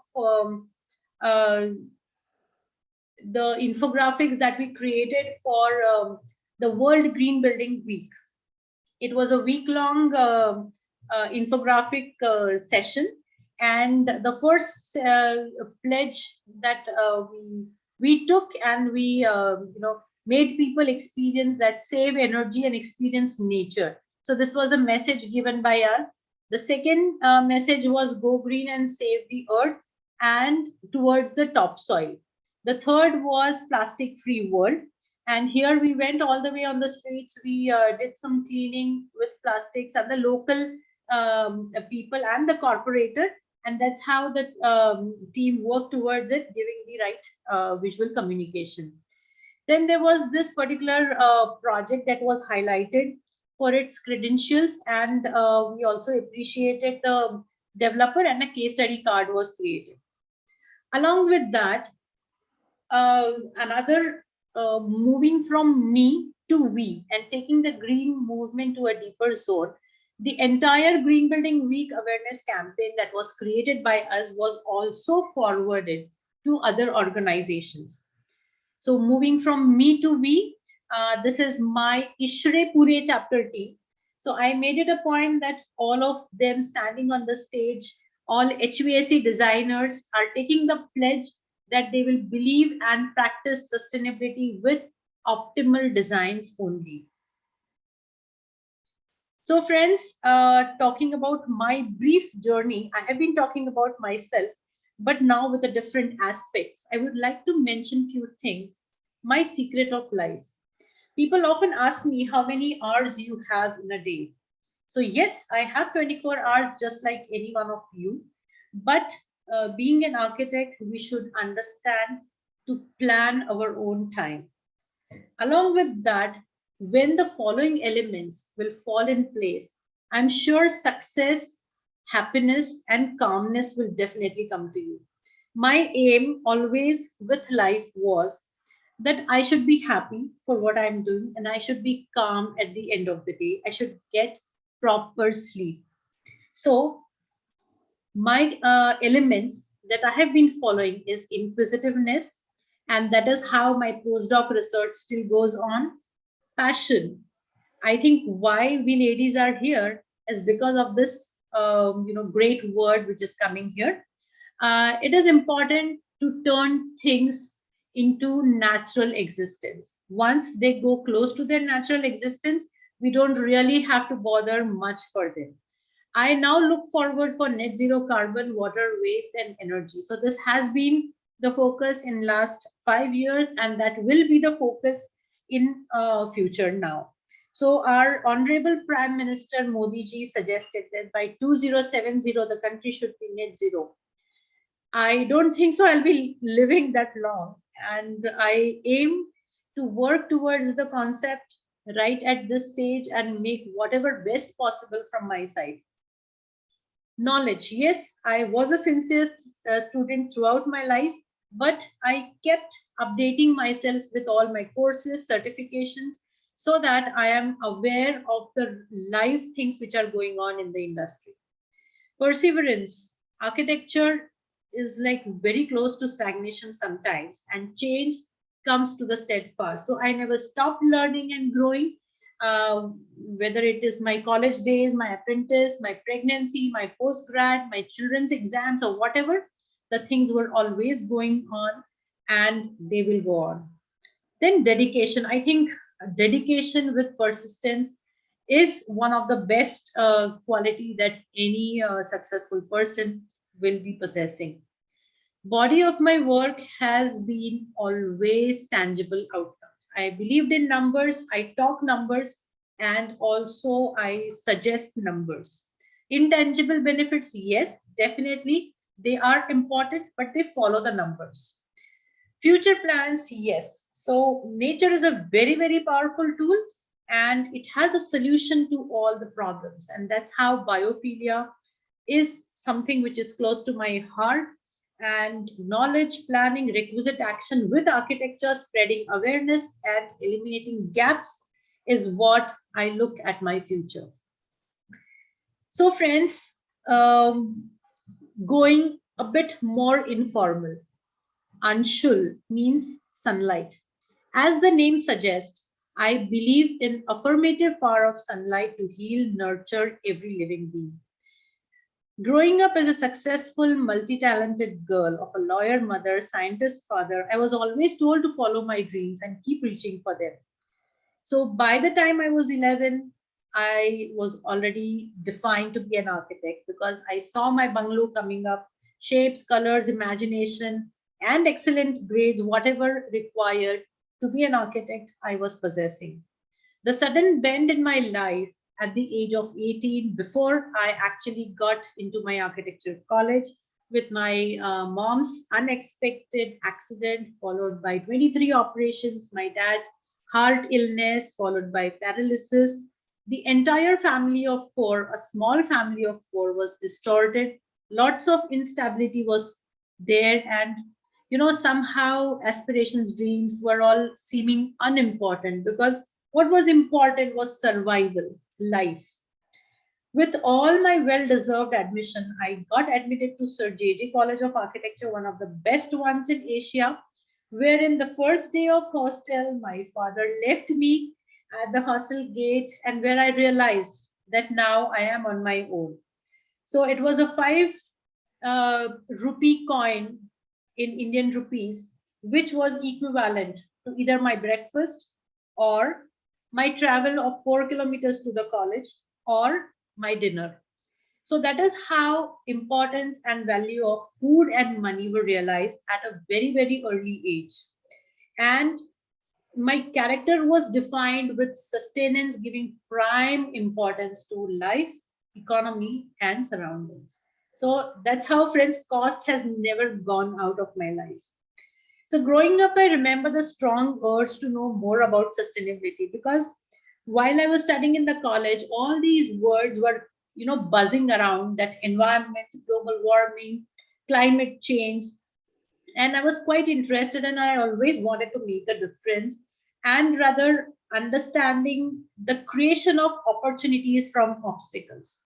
So my doctoral research is also an outcome of same attitude, was where cost was realized to be a constraint towards green development, and I opted for it.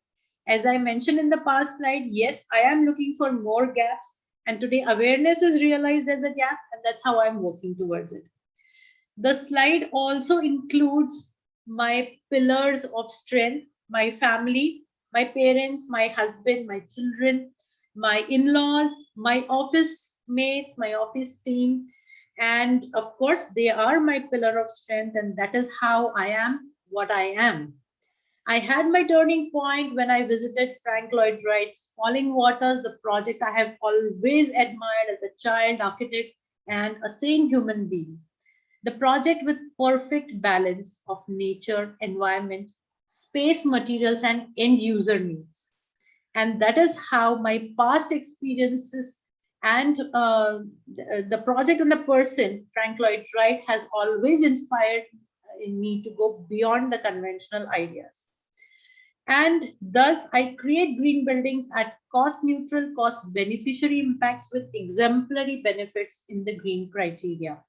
Today, I realize awareness is a major gap, and hence my awareness handle being garnished comes along with my continued research writing. I do what I do, and this gives me sense of achievement with every project as we create a green landmark with great financial success for my clients. I have been enjoying my journey as a sustainable architect for nearly 2 decades now, and I look forward for more enriching, enlightening future with purposeful collaborations and sustainable creations. So thank you, friends, for the patient hearing. With the last sentence, I would like to end my presentation here.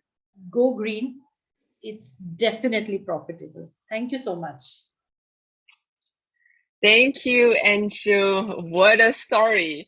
All right, so let me just quickly bring everyone back to the stage. Okay, we have and Irene as well. I actually have one burning question for all of you. Because I think in your theme, you have a lot of common theme: learning, passion, creativity, or even going beyond the conventional way. So there's this really amazing story that everyone can walk away with. But to end today's session, I just wanted to ask everyone for one advice. What would you wanted to give to the next generation, especially female leaders in the future? Maybe we'll start from Erin. Okay, thanks, Joy. I think I have, well, this is probably a 4-in-1 advice. I would say feel the pinch for the next generation. Pinch stands for be passionate about what you do. Don't be afraid to think out of the box. So be innovative, be curious about the world, curious about what you don't know, and have a hunger, H for hunger, be hungry for knowledge, and to get more awareness, learn and learn and learn. That's all I have. Wow, feel the pinch. I love it. I love it. See, everyone, feel the pinch, and you will get to what you dream of in the future. Great. How about Miss Mel?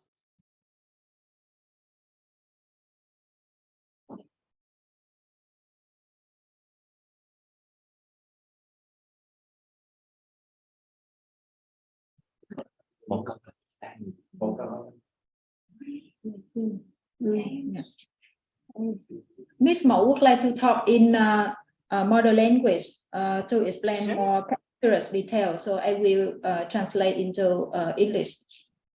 That's wonderful. Go ahead. Yeah.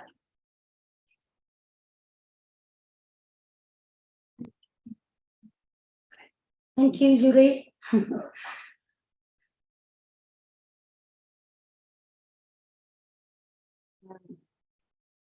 Congratulations, Mr. Iron Young and Mr. Ashley. You are amazing. Thanks for your sharing. Let's begin feedback the first question.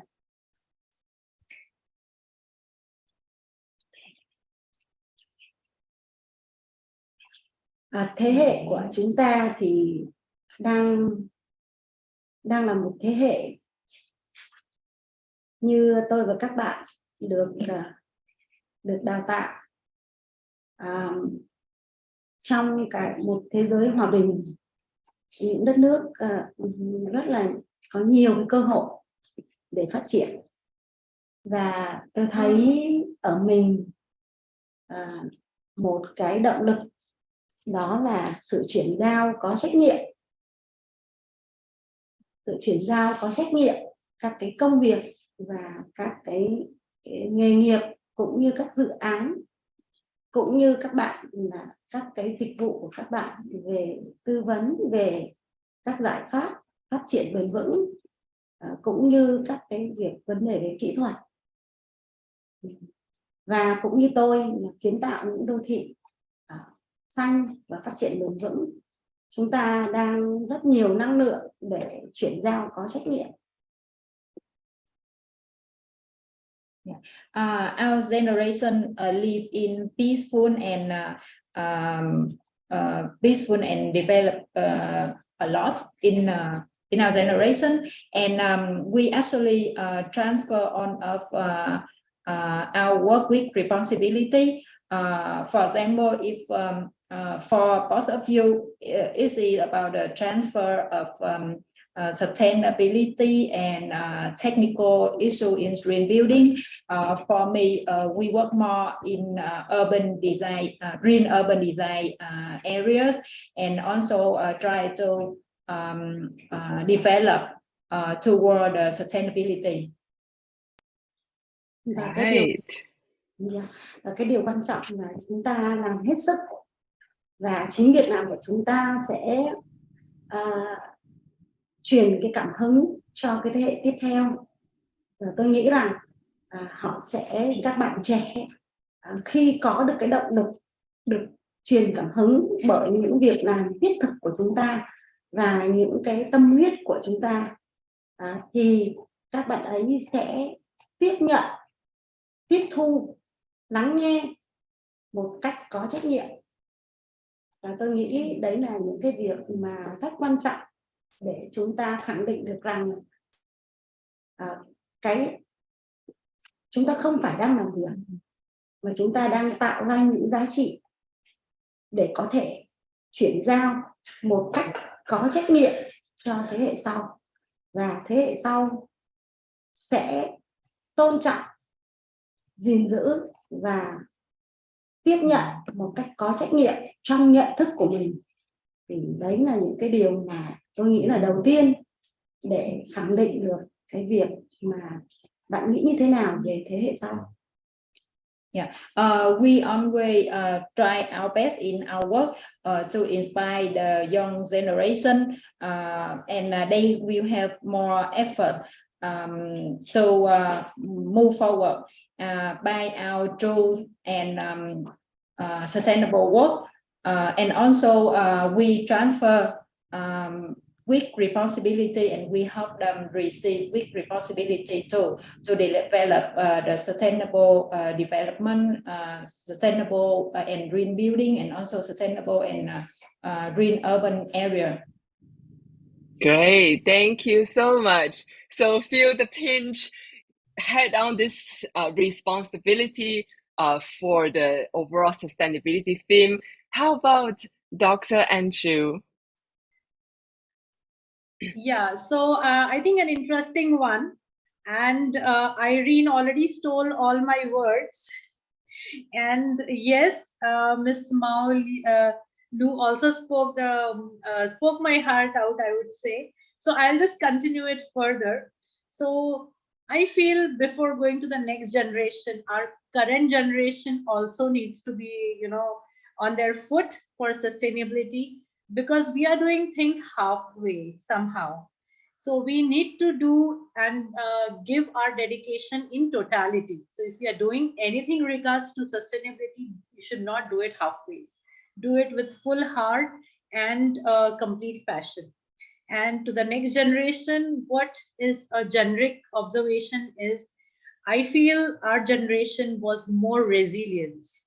So the next generation is losing on to that part, and they are starting to give up more easily. So they need to be really strong, and lots of patience is required for the next generation. Rest all, I think we are doing our best to keep them safe and sound for the next life which is coming up. Yeah. And one more thing I would like to add, joy of sustainability. I think that's very, very important. And I have been just tracking your posts. The words are the real messages that are going not only to our generation, but the next generation. Excellent. And keep doing it. And I'm just loving it. And I have a suggestion. One of the most beautiful screens is right here for beautiful ladies. So you should take a snapshot right here. All right, yes. Before that, let's just take a quick snapshot. This is really a wonderful moment all together. So yeah, everyone have your pose ready. 3, 2, 1. All right, one more. Let's just get one more. 3, 2, 1. Great. Wonderful. Thank you so much for your story. I really love this experience. Yes. So this is the award finalists. So we have so many outstanding ladies actually submitted their case studies and also their story. So we have shortlisted 3 of them, and we can actually hear more from them. So the award ceremony will be held on 23rd of November in Bali, a beautiful place that we're going to enjoy the scenery and fellowship together. So the award ceremony will be also live streamed. So please follow up our next, I'll follow up with our following webinars together. So in this way, thank you so much everyone for your time. And I'm going to see you tomorrow for the next project showcase, which start from the commercial building. All right, bye-bye. Thank you, bye. Thank you, bye-bye.